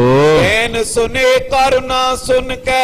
ਮਹਾਰਾਜ ਜੀ ਦੇ ਕਰੁਣਾ ਭਰੇ ਬਚਨ ਬਾਬਾ ਜੀ ਨੇ ਸੁਣੇ। ਜੋਰ ਨਾਰਾਇਣ ਦਾਸ ਤਬੈ। ਹੱਥ ਜੋੜ ਕੇ ਬਾਬਾ ਨਰੈਣ ਦਾਸ ਜੀ ਨੇ ਮਹਾਰਾਜ ਜੀ ਨੂੰ ਕਿਹਾ। ਸ਼੍ਰੀ ਗੁਰ ਕੇ ਪਗ ਪੰਕਜ ਉਪਰ। ਟੇਕਿਆ ਮਹਾਰਾਜ ਜੀ ਦੇ ਪਵਿੱਤਰ ਚਰਨਾਂ ਤੇ। ਸੀਸ ਤਰਿਓ ਵਿੱਚ ਪ੍ਰਾਤ ਸਬੈ। ਆਪਣੇ ਸਾਰੇ ਭਰਾਵਾਂ ਸਮੇਤ ਮਹਾਰਾਜ ਜੀ ਨੂੰ ਨਮਸਕਾਰ ਕੀਤੀ। ਸ਼੍ਰੀ ਹਰਿ ਗੋਬਿੰਦ ਬੰਦਨ ਕੀਨ। ਗੁਰੂ ਹਰਗੋਬਿੰਦ ਸਾਹਿਬ ਜੀ ਨੇ ਬਾਬਾ ਨਰੈਣ ਦਾਸ ਜੀ ਦੇ ਚਰਨੀ ਸਪਰਸ਼ ਕੀਤਾ। ਲਖਿਓ ਸਸੁਰੋ ਬੜ ਥਾਨ ਜਬੈ। ਵੱਡੇ ਸਥਾਨ ਤੇ ਜਾਣਿਆ ਕਿ ਸਹੁਰਾ ਸਾਹਿਬ ਪਿਤਾ ਸਮਾਨ ਹਨ। ਔਰ ਨਮੋ ਸਗਰੇ ਕਰਕੇ। ਬਾਕੀ ਵੀ ਜਿਹੜੇ ਭਰਾ ਸਨ ਉਹਨਾਂ ਨੂੰ ਵੀ ਛੇਵੇਂ ਪਾਤਸ਼ਾਹ ਨੇ ਨਮਸਕਾਰ ਕੀਤੀ। ਹਟ ਧਾਮ ਚਲੇ ਮਨ ਪ੍ਰੇਮ ਫਬੈ। ਔਰ ਸ੍ਰੀ ਅੰਮ੍ਰਿਤਸਰ ਸਾਹਿਬ ਨੂੰ ਚੱਲ ਪਏ ਨੇ। ਸਭ ਦੇ ਮਨ ਦੇ ਵਿੱਚ ਬੜਾ ਵੱਡਾ ਭਾਰੀ ਪ੍ਰੇਮ ਹੈ। ਯੋ ਮਿਲ ਕੇ ਪਿਛਰੇ ਦਿਸ ਦੋਏ। ਇਹਨਾਂ ਦੋਹਾਂ ਪਾਸਿਓਂ ਕਹਿੰਦੇ ਪਹਿਲਾਂ ਮਿਲਾਪ ਹੋਇਆ, ਹੁਣ ਵਿਛੋੜਾ ਹੋਇਆ। ਗਏ ਨਿਜ ਧਾਮ ਬੜੋ ਮੁਦ ਇਸੇ ਪਾਏ। ਨਾਲ ਸਾਰੇ ਆਪੋ ਆਪਣੇ ਘਰਾਂ ਨੂੰ ਮੁੜੇ ਹਨ। ਗ੍ਰਾਮ ਕੇ ਲੋਕ ਤਏ ਸਭਈ। ਪਿੰਡ ਦੇ ਸਾਰੇ ਲੋਕ ਵਾਪਸ ਮੁੜੇ ਤੇ ਗੱਲਾਂ ਕਰਦੇ ਨੇ। ਉਹ ਵਿਆਪਿਕੇ ਹਮਨੇ ਬੜ ਕਹਿੰਦੇ ਥਾਏ। ਵੱਡੇ ਵੱਡੇ ਵਿਆਹ ਪਹਿਲਾਂ ਅਸੀਂ ਵੇਖੇ ਨੇ ਕਈ ਥਾਵਾਂ ਤੇ, ਹੋਇਓ ਨਾ ਐਸੇ ਆਨੰਦ ਬਿਲੰਦ। ਪਰ ਇਹੋ ਜਿਹਾ ਆਨੰਦ ਇਹੋ ਜਿਹਾ ਵਿਆਹ ਨਹੀਂ ਕਦੇ ਪਹਿਲਾਂ ਵੇਖਿਆ। ਜਥਾ ਇਸ ਮੈਂ ਗਨ ਮੰਗਲ ਛਾਏ। ਇਹੋ ਜਿਹੇ ਮੰਗਲ ਇੱਥੇ ਛਾਏ ਹੋਏ ਸਨ, ਉਹ ਨਹੀਂ ਅਸੀਂ ਕਦੇ ਵੇਖੇ। ਸ਼੍ਰੀ ਗੁਰ ਕੇਰ ਪ੍ਰਤਾਪ ਬਖਿਆਤ। ਗੁਰੂ ਹਰਗੋਬਿੰਦ ਸਾਹਿਬ ਜੀ ਮਹਾਰਾਜ ਜੀ ਦਾ ਪ੍ਰਤਾਪ ਸਾਰੇ ਜਗਤ ਵਿੱਚ ਜ਼ਾਹਰ ਹੈ। ਗ੍ਰਾਮ ਵਿਖੇ ਸਗਰੇ ਹਰ ਖਾਏ। ਸਾਰੇ ਪਿੰਡ ਵਾਸੀ ਬੜੇ ਖੁਸ਼ ਤੇ ਪ੍ਰਸੰਨ। ਮਹਾਰਾਜ ਛੇਵੇਂ ਪਾਤਸ਼ਾਹ ਜੀ ਵਾਪਸ ਸ੍ਰੀ ਅੰਮ੍ਰਿਤਸਰ ਸਾਹਿਬ ਆ ਰਹੇ ਨੇ। ਉਹ ਕਥਾ ਆਪ ਜੀ ਅਗਲਿਆਂ ਪ੍ਰਸੰਗਾਂ ਵਿੱਚ ਸਰਵਣ ਕਰੋਗੇ। ਗਰੀਬਨ ਬਾਗ ਸੱਚੇ ਪਾਤਸ਼ਾਹ ਜੀ ਦਾ ਪਾਵਨ ਪਵਿੱਤਰ ਇਤਿਹਾਸ ਕਥਨ ਕਰਦਿਆਂ ਹੋਈਆਂ ਭੁੱਲਾਂ ਚੁੱਕਾਂ ਦੀ ਖਿਮਾ।